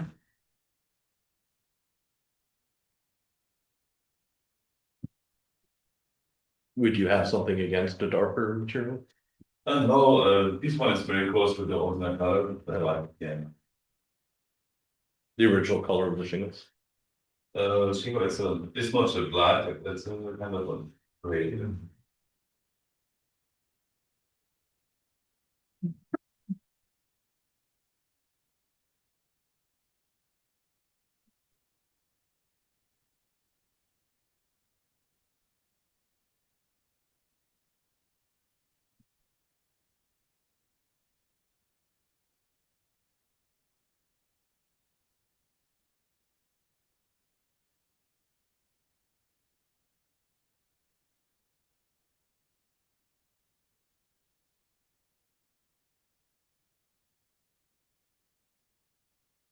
And the house has shingle on it?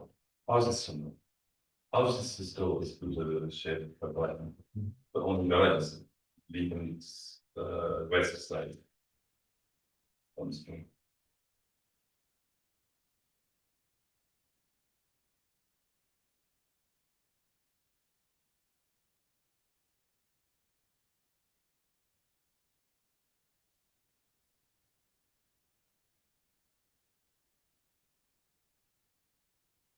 Anybody have any other questions? Is anybody, is everybody okay with the metal roofing or, is somebody willing to make a motion? I'm a little concerned about the metal roofing. If anybody else has any concerns about using metal roofing? If the garage were older, like an original wooden structure, I would probably have more questions. And I understand in theory, Bernie. But since it's not a garage that's probably original to this house, it's a later garage. All right, I appreciate it. That's the reason I'm not pushing back on the metal roofing, although I understand. It's kind of a fine line. But I will certainly defer to the majority of the board. Is this color white off Tim? Or shot of it? Yeah, the color, this is much lighter than. Should be pictures. Oh, good, thank you, that'll be helpful.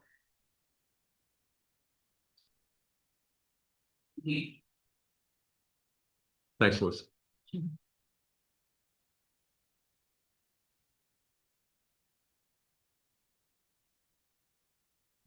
Can I pass it around? Yeah. So it,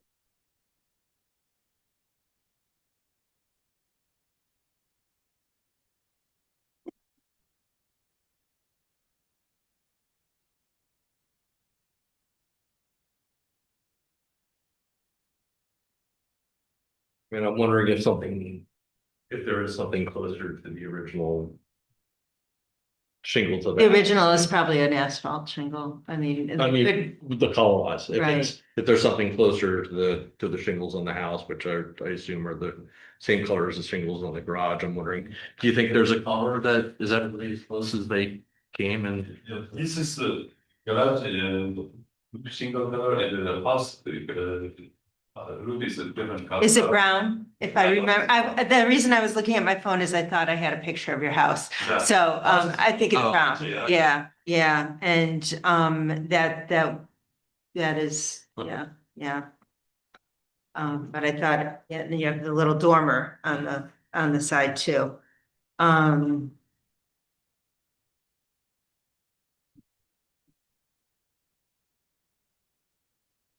Was there, if you, it's so tricky because the other kind of inclination is to say, did you look at a brown metal to match the house? But if you change the color of the house roof, then you have a brown. So, Still, I mean. It's a look around, but then these days the change the whole roof is so expensive. it is, And then I did my whole I know, you did a lot of work. Yeah. Yes. to- economize, Yeah, got it. But still, even if the roof on the house ends up being a mismatch, if that gets replaced with a different color, it's a mismatch either way. Well, exactly, that's why I said it's kind of like. At least the brown would be closer to what it is currently. It'd be a less of a mismatch currently. Yeah, until it's changed, until the house has changed, right? if you want it, I can paint after install, but then normally I don't like really the red or the blue to gray color. Right, That's the Yeah. dark one, it's a mess with the right. single. Yeah, it's But complicated. they didn't have one that matched the existing roof on the house color. They didn't have a. So this is the most. It is, to the house With the right Yeah. now. Okay. That's my issue. Okay. Yeah. Okay. Does anybody want to make a motion regarding? Thank you. I propose that each park provide a certificate of appropriateness for the project at 213 Main Street. Based on 3D. Thank you, Bernie. Anybody want to second that? I'll second. Thank you, Lizzie. Any discussion? Thank you for continuing to work on this little property. We know it's been a lot more than you expected. Liz votes yes. David, yes. Bernie, yes. Yeah. Chris will take care of your paperwork. Yes. Okay, Get me these stuff. 108 Fair Street. I sent it on Sunday. Sunday. Yeah, I will look into that. We will test again. I'll make sure. All this for a shed? Really? You guys must really want a shed. Didn't have anything better to do tonight, huh?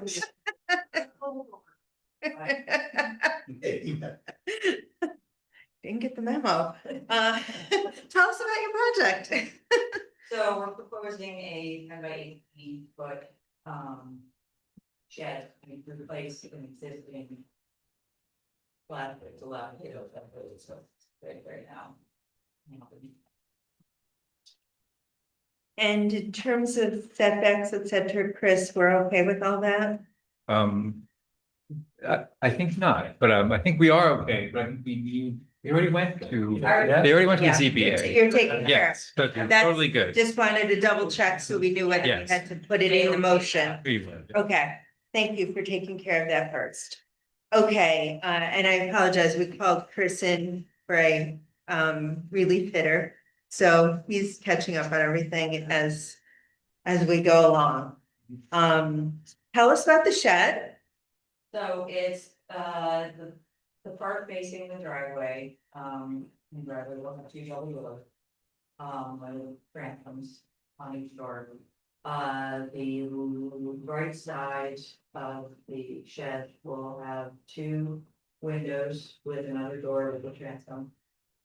It's a charcoal shingle, asphalt shingle, and Paintable wood product. Yes. LP smart panel siding. So, okay, great. And it's on a cement pad. Okay. Any other questions about the proposed shed? No? No questions. Would anybody like to make a motion? I would like to. Move that a park provide a certificate of appropriateness for the project at 108 Fair Street.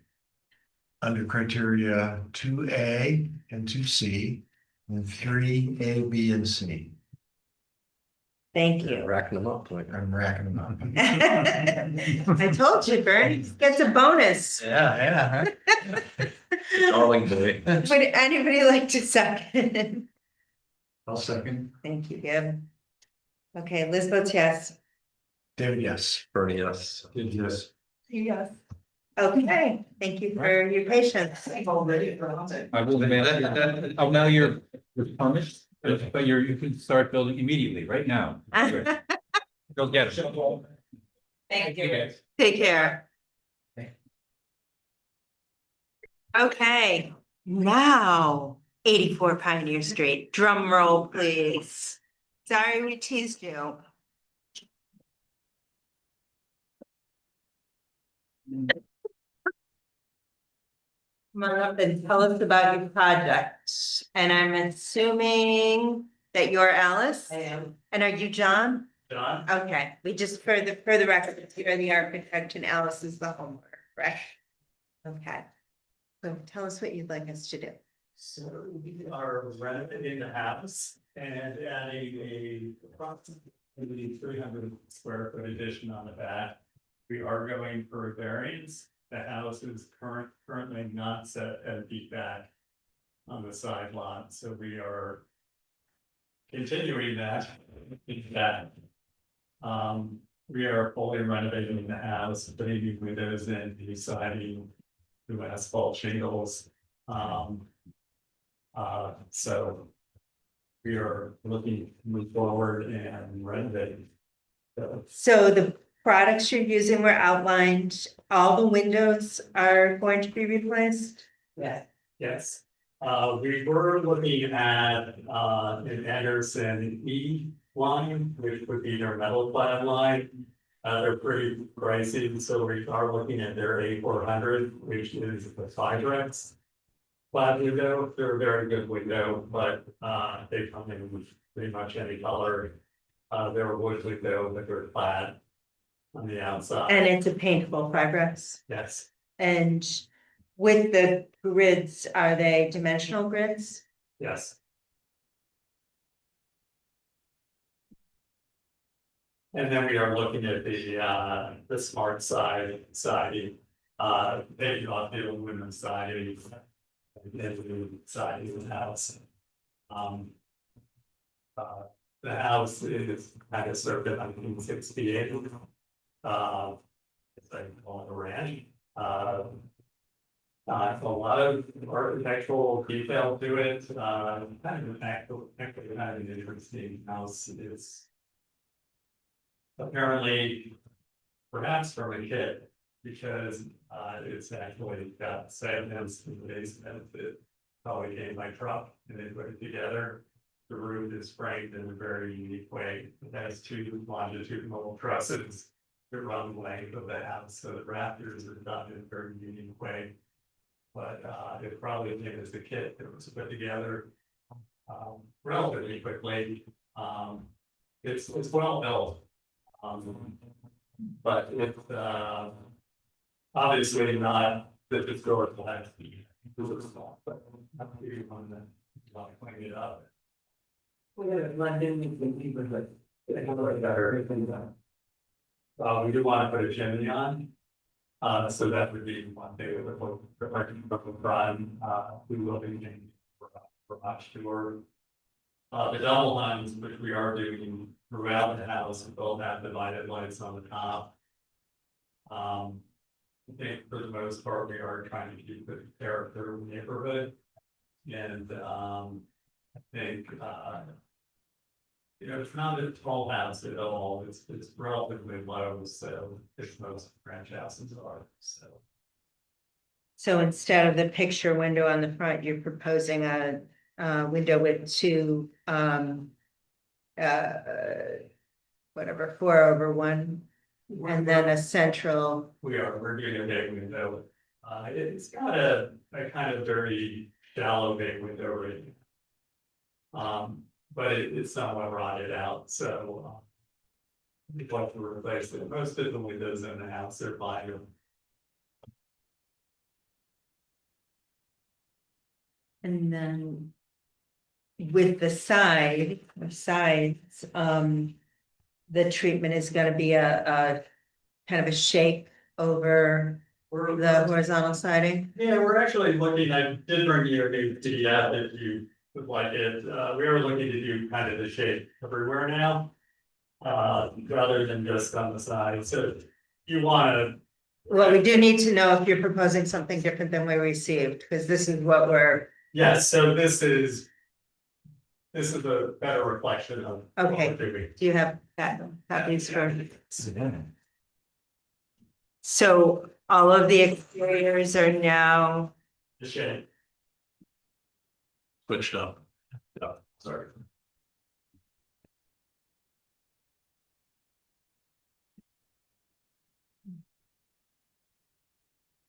do you have samples of the shapes? I don't, but we could bring that the next time we come.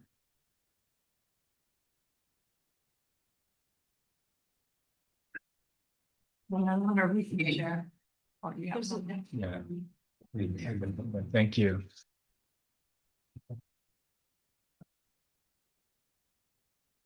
Does somebody need? Oh, I'll take one. Sorry, Lizzie. Here, thanks, thanks. Would you mind? Oh. Okay, thanks. So the elevations have been updated, I tried the AI render. Well. So it, but it would be shapeable. And you said that's a smart side product? It is an LG smart side. It's a constant. This is the addition. Aspen wood. And, it has it's treated to have a mold resistant, material in it.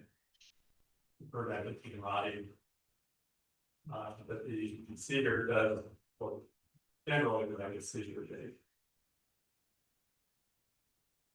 So especially with the front, that does dramatically change the street-facing appearance in terms of the ranch house. I'm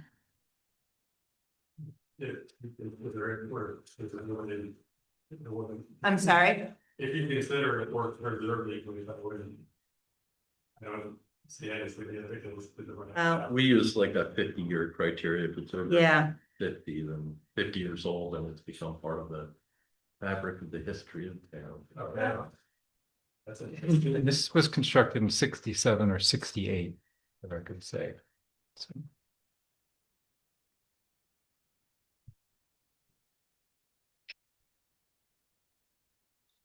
the historical, when I did the building inventory, they sort of judgmentally noted that it detracts from the other houses on the block. I'm sorry to say. which inventory was that? What year? From the Chris inventory, it says small scale and general design detract from the two-storied houses in the rest of the neighborhood. That's the only comment they had to say about the property. I'm sorry to say. Do you have a picture of what the front door looks like? I did look at the house, but I didn't take a picture of it. You know, I do in my camera, it would like to. I thought it was like. Yeah, I'd like to see it. Thank you. Or if you just don't mind if we pass it around so we all. Yes. Thank you. Thank you very much. Okay, thanks.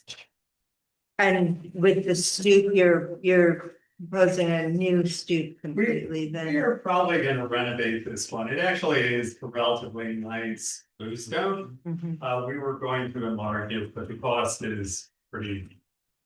Green, so So- we're gonna renovate this one. The size of the opening of the door with the side light, and the kind of configuration of the new proposed door, it really changes the size of the opening, correct? We're trying to get more light into the living room because it's quite dark. Okay. Yeah. Do any of the other proposed window changes change the size of the openings? Not significantly, no. Well, but they do in some They cases. do, they So do. If anything, they left a little bit more light in, because the windows are quite small, but they're not significantly larger. so do you know which ones offhand change? Yes, we're changing, the bedroom window off on the left. On the front? On the front, which we are lowering the sill on, So the double window or the single the window? double, Okay, and the bathroom window is getting lower. so which side is that, the north or south That's up side? front, Okay, it's a single. to the left of the front door, Right. the picture window, the bay window stays the same It's size? roughly the same, yeah. Yeah, the other windows, I don't think are a significant change. And then the size of the garage door changes? Remains. Okay.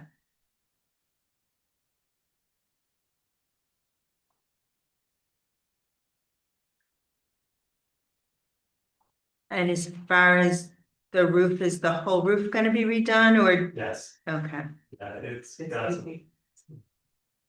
and then architectural shingles?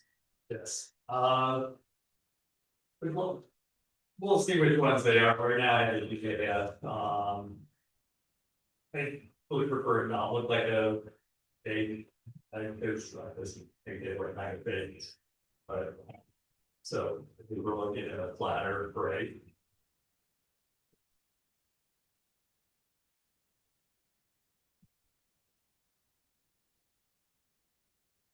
And then the foundation level, just parched or For part of it, all the way around? all the way around, and then we'll probably also paint it, I think. You know, for the paint colors, the texture, I think will be kind of huge. Well, the paint colors we don't weigh in on. Okay. It's the changes in materials and fenestration. Yeah. Certainly all of that we do. I've asked a lot of questions. Does anybody else have any questions?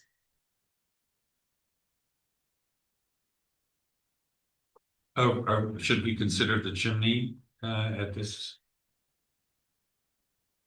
meeting? Or, I mean, are you happy with the chimney that you got here in the?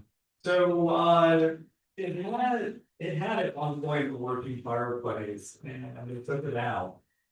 I think it only had a metal flue to it, but, we would like to put a chimney, a real chimney. It will not be solid masonry, but it will be masonry veneer, but it will look like masonry. Right, So, but you want us to consider that? You should, I mean, we would like to build it. so will you bring us samples of what you plan to use? We'll get your veneer example.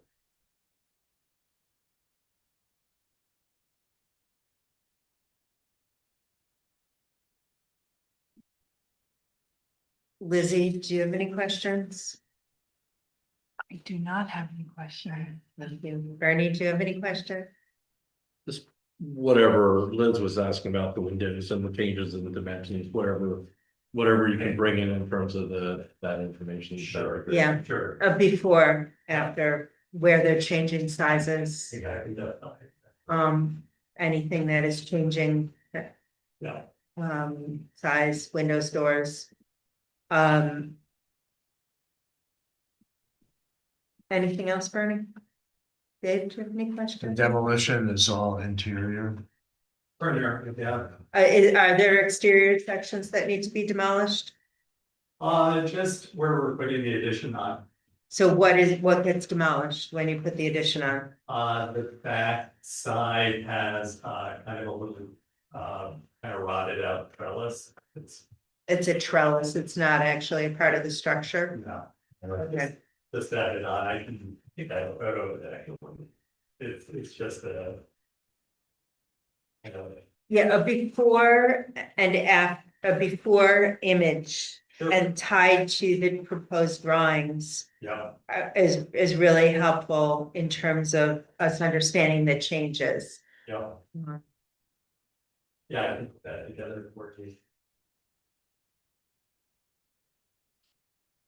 I don't have on photo, but you can kind of see it, kind of, just added on the back. So that's a fence of sorts, is that what that is? So we did want to also talk to you guys about, there is a tree that's a little bit in the way of the addition.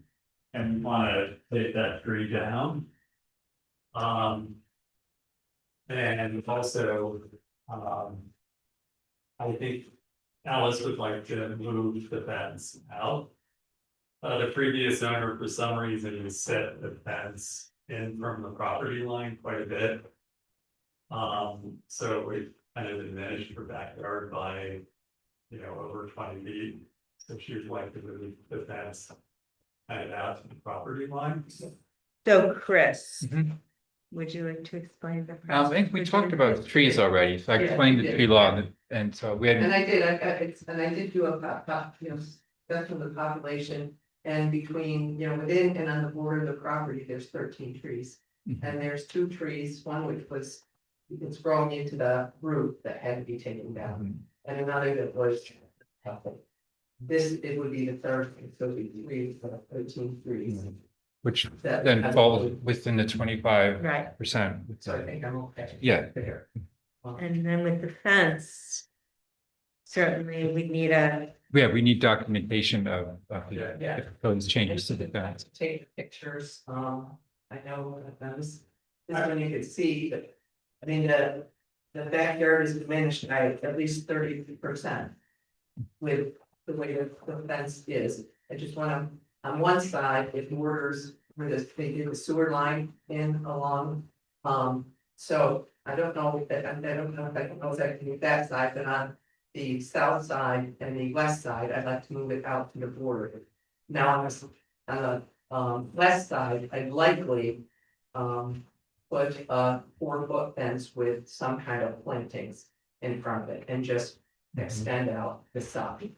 But I can bring pictures of before and, the footprint of the proposed fence, the different heights. Yeah. With a taller than 4-foot fence, there are different thresholds. If you're proposing a 4-foot fence, and at the back. yeah, that, I mean, the current fence that's there, that is all of the, all around is 6 foot. I want to, because there is multifamily dwellings on either side, and in the back of each of those, there are parking lots. I would like to maintain the 6-foot fence on the sides.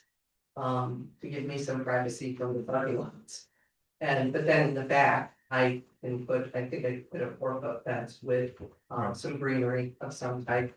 And So we need design and materials. Yeah. And then, I see this, listen to them. yeah, You did right, so I know better what. the setbacks are drawn on your map. And if you're proposing a fence outside of the setbacks, we also need you to go to zoning for yeah. that. and- Well, I'll talk Yeah. about that, and also we want to make sure that with the sewer that there's Yeah. an easement, we have to make sure that vehicles can get in there, so. Yeah, Rather, and you know. that part, I'm not proposing to change. Right, since I doubt we're gonna be able to vote on this fence Right. tonight. No, we're not. Let's take this week and take our time. Sure. Yeah. No, I did want to bring it, I think it's good for you to know, because it is kind of part of the whole project. Sure, But I wasn't prepared to. put No. it formally in front of you then. Thank you. Okay, so some detail about what's gonna change before and I drawing can for get after. before and after comparison. Okay. Including the siding. Yes. Yep. Yes. Yeah, and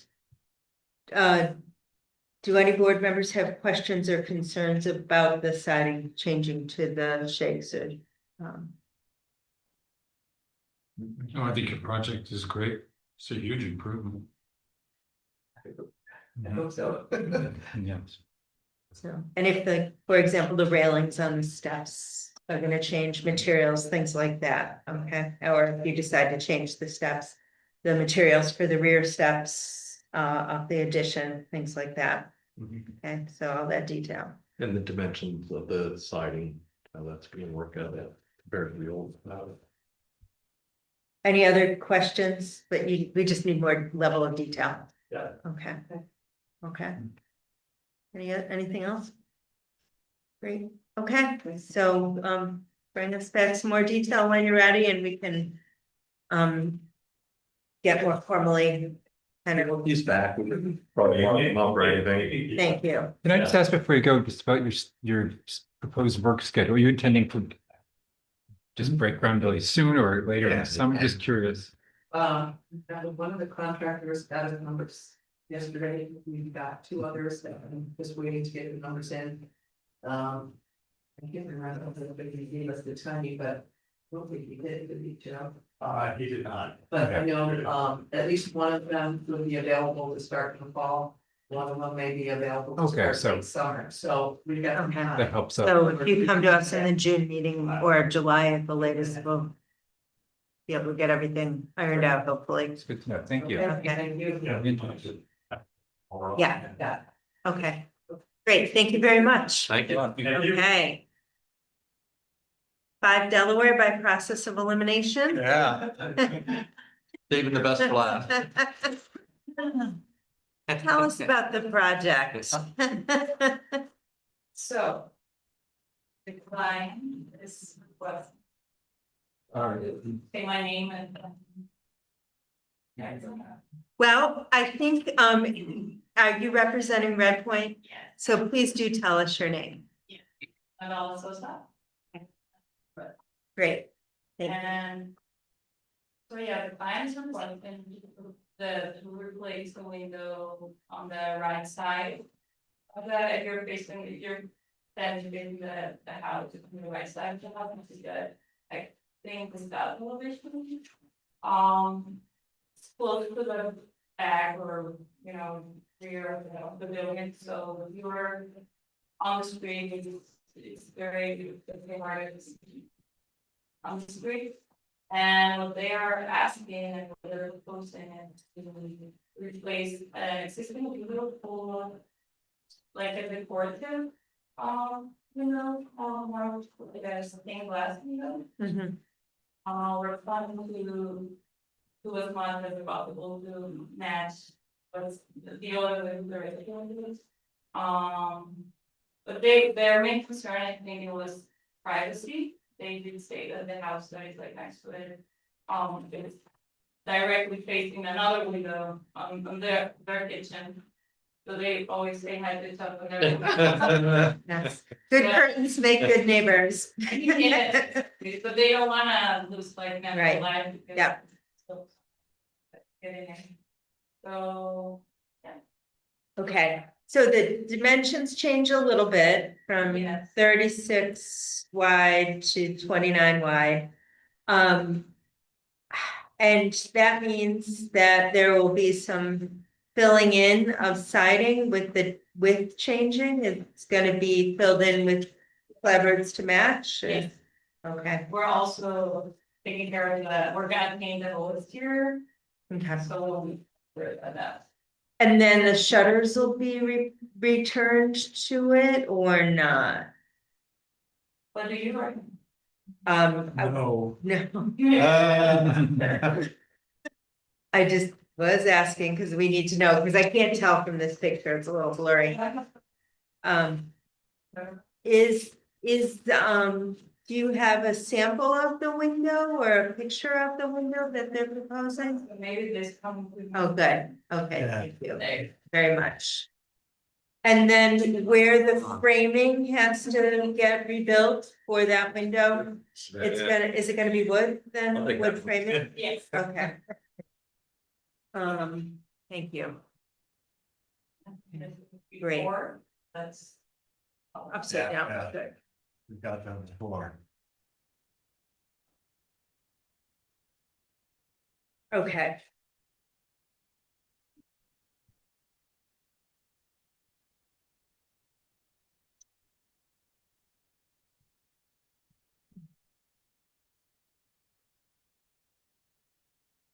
Bernie, do you have any questions? Or Dave, that side of the family, that side of the table first? Anybody over here have any questions? It's great. Great improvement. Yeah. Don't wanna not let Bernie ask questions if he has them. What's the reason? Sure.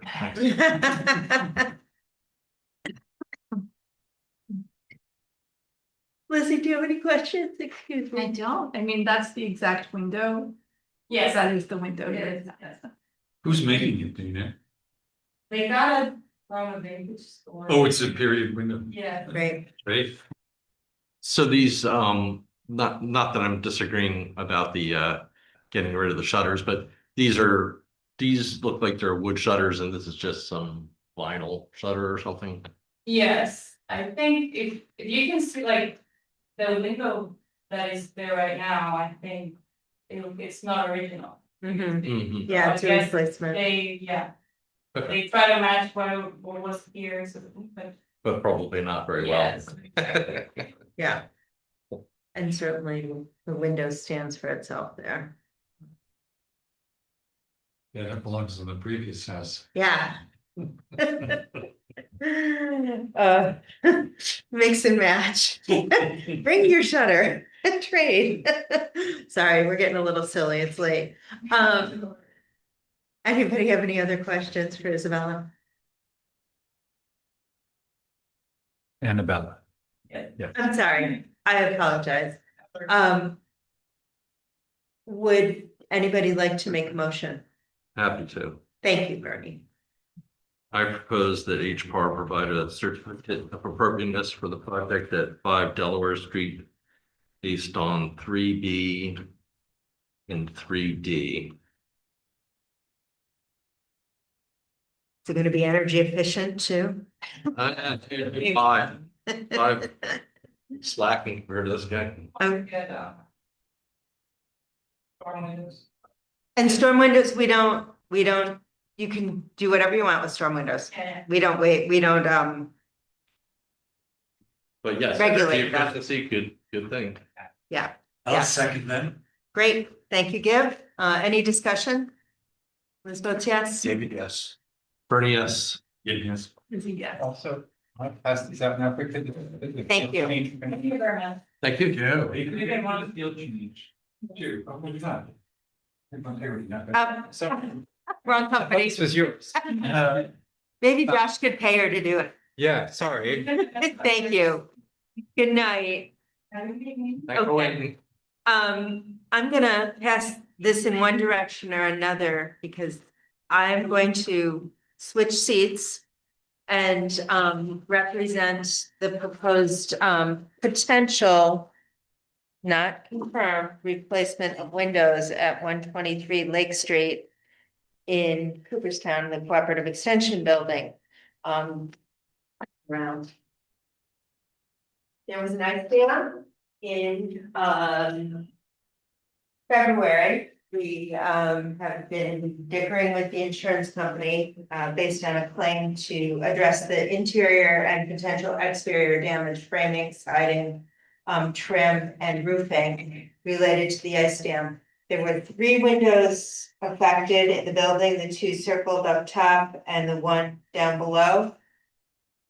The contractor will not know if the windows need to be replaced until after he opens up the siding and then walls and looks at the framing and the condition of the windows inside the framing to determine whether they've been damaged and need to be replaced. It's my hope that they don't.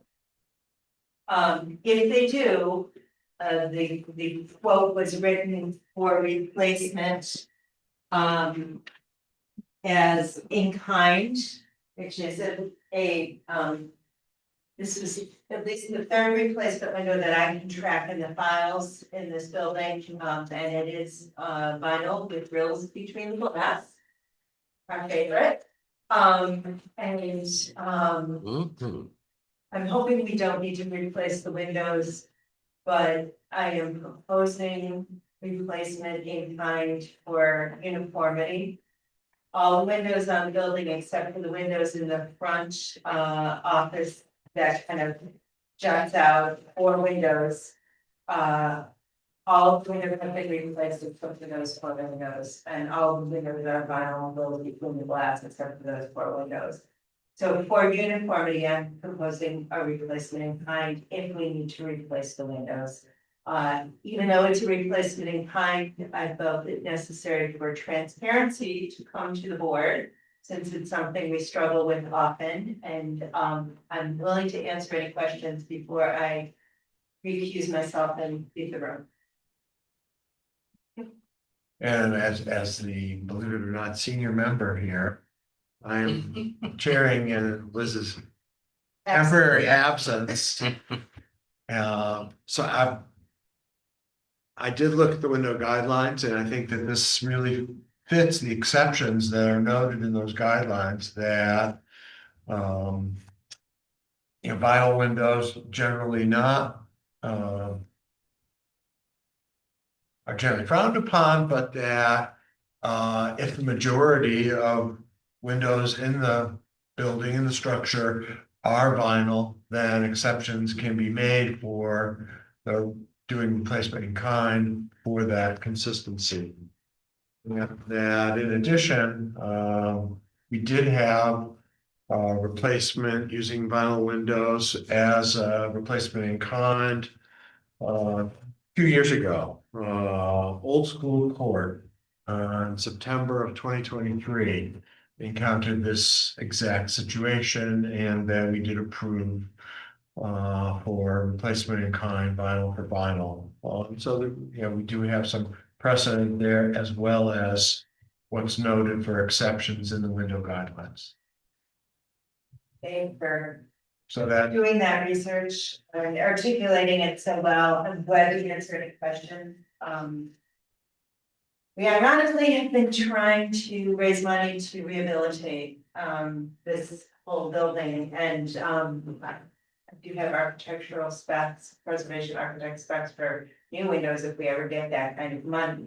But in the meantime, while we're dealing with this potential need to replace them in response to this damage. Need to do it, but I'm proposing this. I need the questions. What is an ice dam? I need to.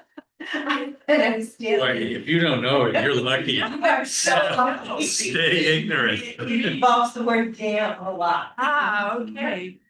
So, and anybody who wants to chime in, but an ice dam relates to the freeze-thaw cycle of, you know. Oh, the Chris is showing me a picture. Showing her a nice graphic. of Yeah. how it- Yeah, and then ice building up, with a little iceberg along the side of the building, and at one point around the upper window frames.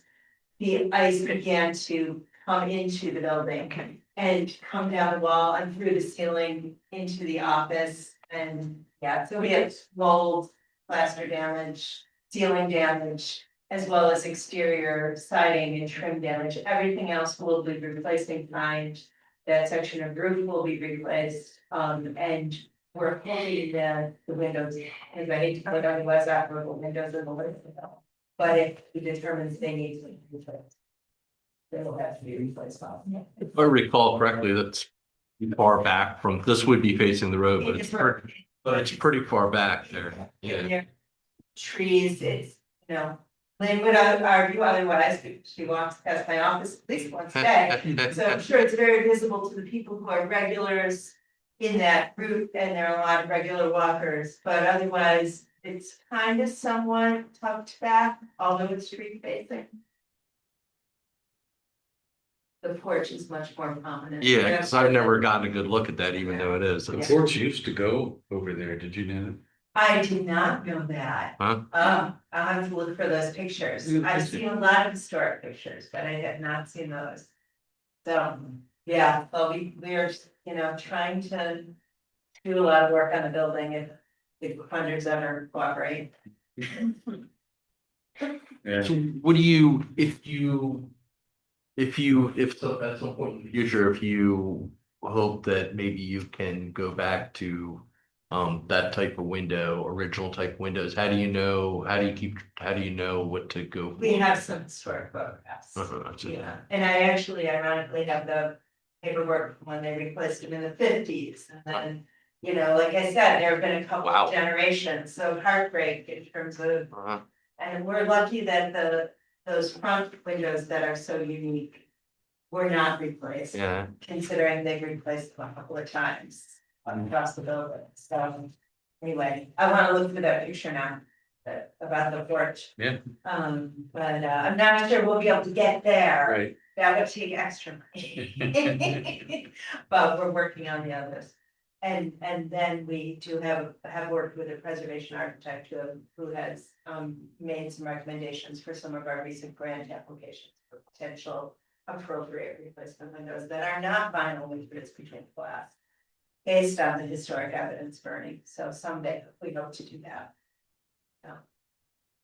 Any other questions? but with a replacement in kind. Given some newer replacements, is there any potential gain in terms of energy efficiency? Probably negligible, and we did do an energy audit of this building recently because we're also. At the US Department of Energy with the Restore America's Nonprofit Grant, of course, it's in there for almost a year because you know what happened at the New York. Not at the US Department of Energy, everything's still frozen in amber. And it did address the different measures we could take and where our greatest return on investment is. And windows are one of the higher returns on investment because of the quality of the windows in the building. So again, that's $200,000 that's hanging out there with potential energy improvement. Yeah, And that's another reason I don't wanna put windows in the landfill if I don't have to, because hopefully we'll eventually get the money to really do it right. okay. Welcome to my world. Any other questions for our applicant? Now, thank you for coming. Okay, I'm gonna step out of the room. If you do need anything else, give me out.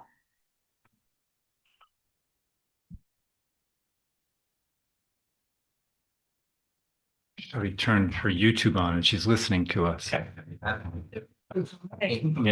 Yeah. I think Liz is great. We'll take our chances. Any further discussion, or if not, would anyone like to make a motion? I'd like to make a motion. I propose that each park provide a certificate of appropriateness for the project at 123 Lake Street. Based on the following criteria. 3A, 3B, 3D. Is there a Second. We have a second. Any discussion? Hearing none. David votes yes. Bernie, yes. Yes. Lizzie. All right, somebody knows. Bring her back in. Bring her back. Paging Liz Callahan to the meeting room.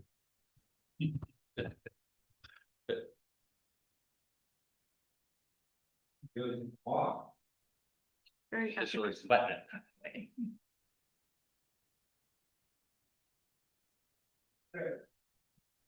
Yeah, all the way in the vault.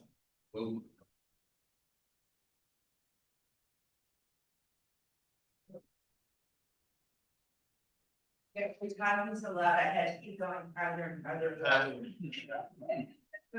I'm gonna go until I can't hear that. Congratulations. Thank you, Dave. Best of luck with your projects. The good luck would be if we don't have to replace them. That's right. So, thank you. Okay, we have Berry Spring Park. And the review, not for vote per se, of the proposed exterior ramp at the caretaker's cottage. There's a new ADA accessible restroom being proposed at the north end of the caretaker's cottage. This for public use. I am assuming this is for public use. With the exterior ramp, that would be my assumption. And Oh, it's sealed off from the house anyway, yeah. yeah, I think that's where the changing rooms are at this point. That's what it looks like. And so that would be one of their changing rooms on either side of the caretaker's cottage. And that would be one of the bays that has the changing rooms. The proposal is, They're putting in heat. This is supposed to be year. I don't think it's gonna be year round. Yeah.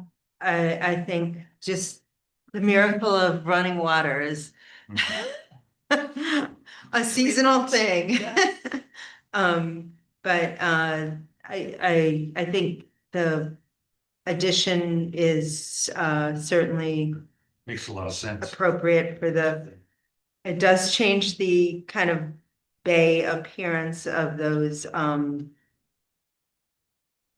what now houses the changing rooms, but not dramatically. I think they've done it very thoughtfully. Yeah.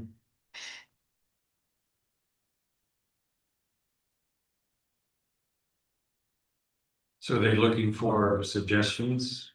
I think any questions or comments or suggestions about design can be shared by the board members, and then the trustees will certainly the trustees make the final call on this, so would take that into consideration.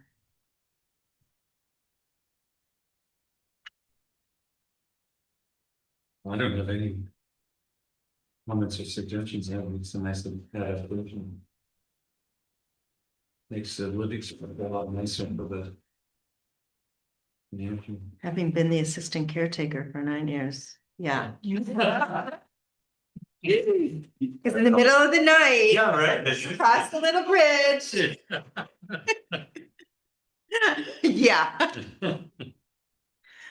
Luckily, I wasn't the full-time caretaker.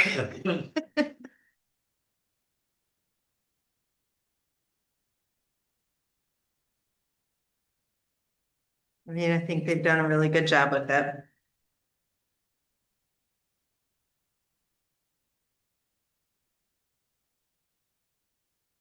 Does anybody want the trustees to consider anything as they look at this?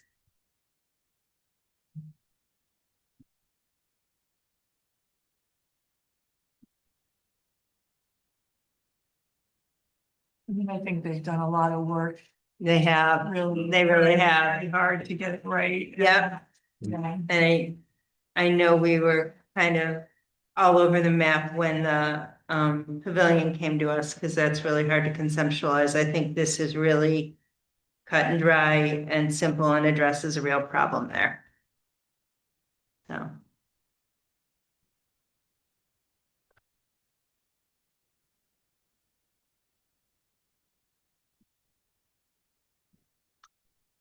Okay, we're good for Chris, regarding 94 Pioneer Street, without the applicants here, Yeah. were we?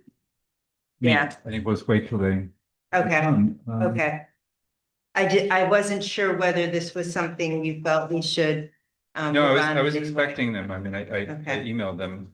Okay. Reminded them. Can I make a comment on this ramp Mhm. still? Oh, yeah, It- sorry, No, and it's probably not even a good idea, but.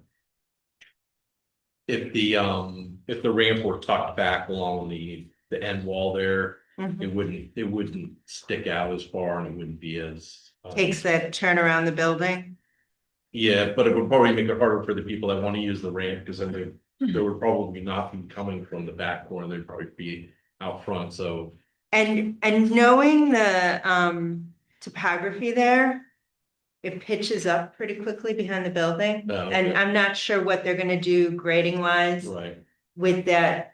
If you know Ferry Springs well enough, you come right now, you come around the front of the pavilion and then turn and go up, and that's relatively close to the side of the building.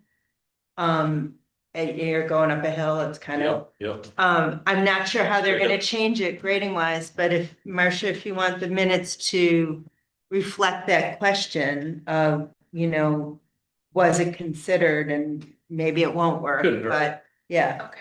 yeah. So if it turned around the side of the building instead of came right out, certainly something to, just the question more than a dictate. Okay, so we're good on 94 Pioneer. Okay, this is in the, I do have one more order Yeah. of business. Maybe I reminded you briefly at the beginning, but I got a last minute oh, thank you for. call about I just, know. it's a field change for 83 Chestnut, which we'd approved, but he forgot, this is simple integrity. He forgot to mention that he had a heat pump, because the new law requiring that we review heat pumps he was unaware of. So I mistakenly thought that Annabelle was from, I got my simple integrity and my red point mixed up. I thought, oh, we'll throw it on her pile, but so if I could just, she can't defend this application from the company that isn't hers. Could I just pass this to you guys real quick and we can have a go at it? Sure. Because we're getting overtime now anyway. Golden State. I gave mine away. She was so jealous. Yeah.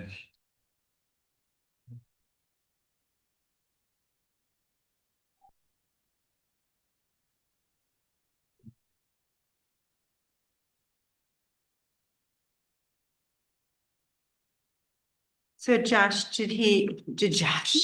did Josh explain, is the compressor gonna be screened and? I asked him to include in the application any elements, if there was screening to include. I mean, there is design. kind of shrubbery there, but Mhm. So I asked him and I didn't receive any, so if you intended to put it in there, I'm sure he would have done so. But I fully expect it to be, you know, uncovered.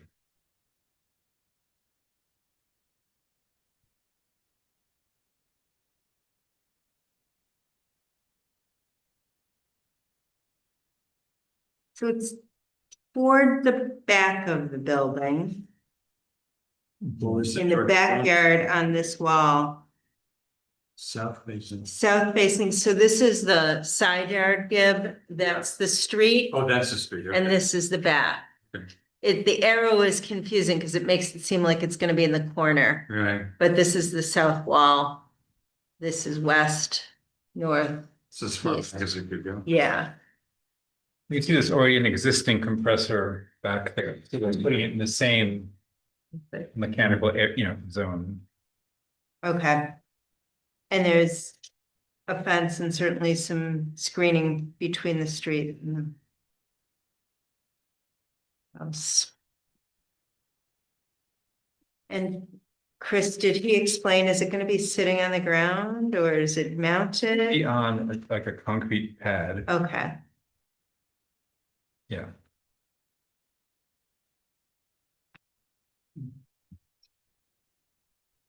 Why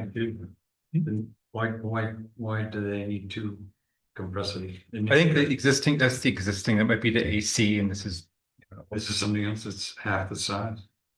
Yeah, the new heat pump compressors are smaller than the old units.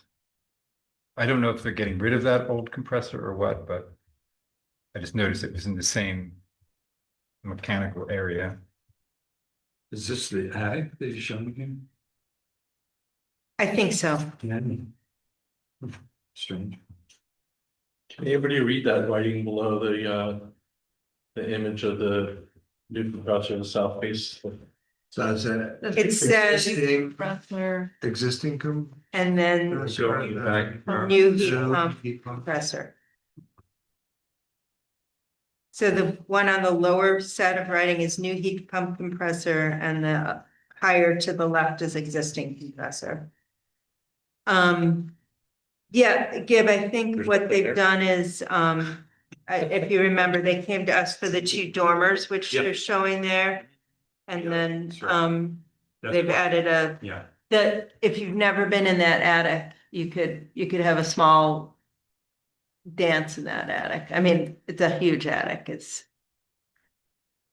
beautiful. So we have a lot of room there.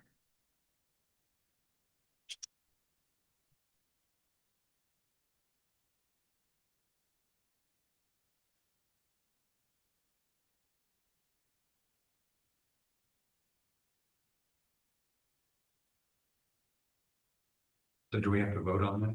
I think we do. So would anybody like to vote on the field change proposed regarding the heat pumps? Not to throw a monkey wrench in, but do we care or do we know how the Conduit? conduit's going? Thank I you. think it's gonna be inside, but that's a good question. Yeah, I don't think that.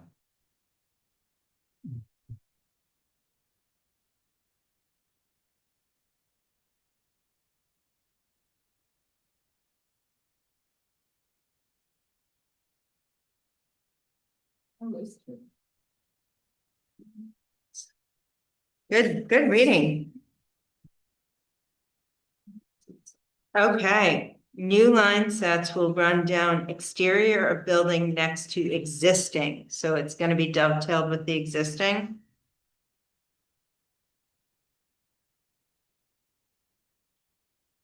So those. That we see in the picture? Is it is this thing going up the side? I wonder, There is. yeah, that looks like a gutter. Yeah. And again, along near the rear of the house.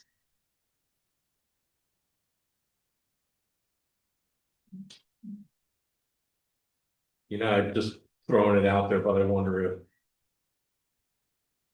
running it around the back of the house might give it more the appearance of a gutter as opposed to two lines. Or, because the original line's gonna stay there, or is it replacing it? No, I think both pumps are still working and it just dovetails with the existing, so. But, so my idea would be, I wonder if it would look more natural, like a gutter, if it were along around the corner going up as opposed to doubling up on the lines, which would. It would no longer look like a gutter, I mean, like a downspout. Which they tend to do, they tend to look like downspouts. It's a downspout right there. Mhm. Right? Right, but I'm just saying, if they double that up, then it would Yeah. lose the illusion of a downspout as opposed to just putting it Mhm. right around the corner. I mean, if it's easily feasible. So around the back, is that what you're thinking? Yeah, just, within a couple feet from the corner. I mean, right there, just as long as it's around the back, it could be seen as a downspout. Can ask Josh if that's feasible. I know the house is brick, so my guess is they're trying to already work with existing holes and stuff. I don't know. Yeah, right. But Right, they we could, can ask him if it's, it might even be like you're saying, attached to the one that's existing Right. as opposed to drilling holes in this. yeah.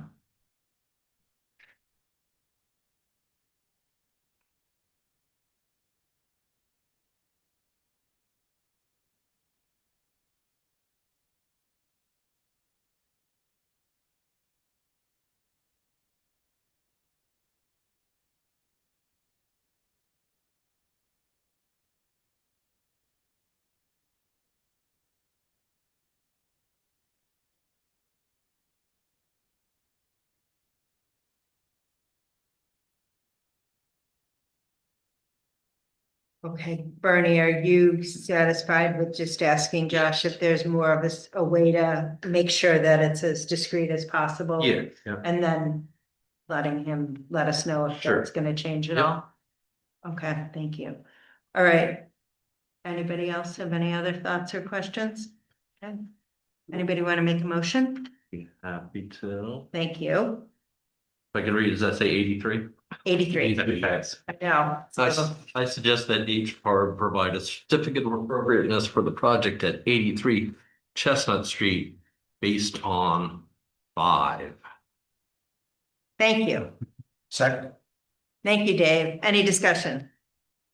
Liz votes yes. David, yes. Bernie, yes. Yes. Yes. I propose we require at least 11-point type. Thank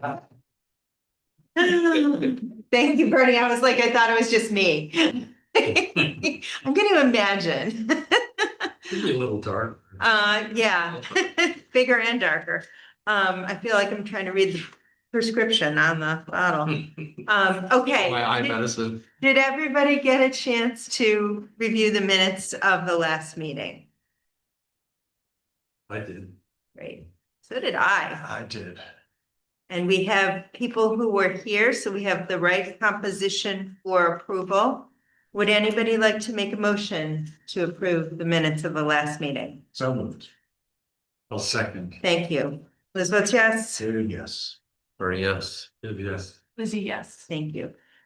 You've all earned your keep tonight. And some bonus pay.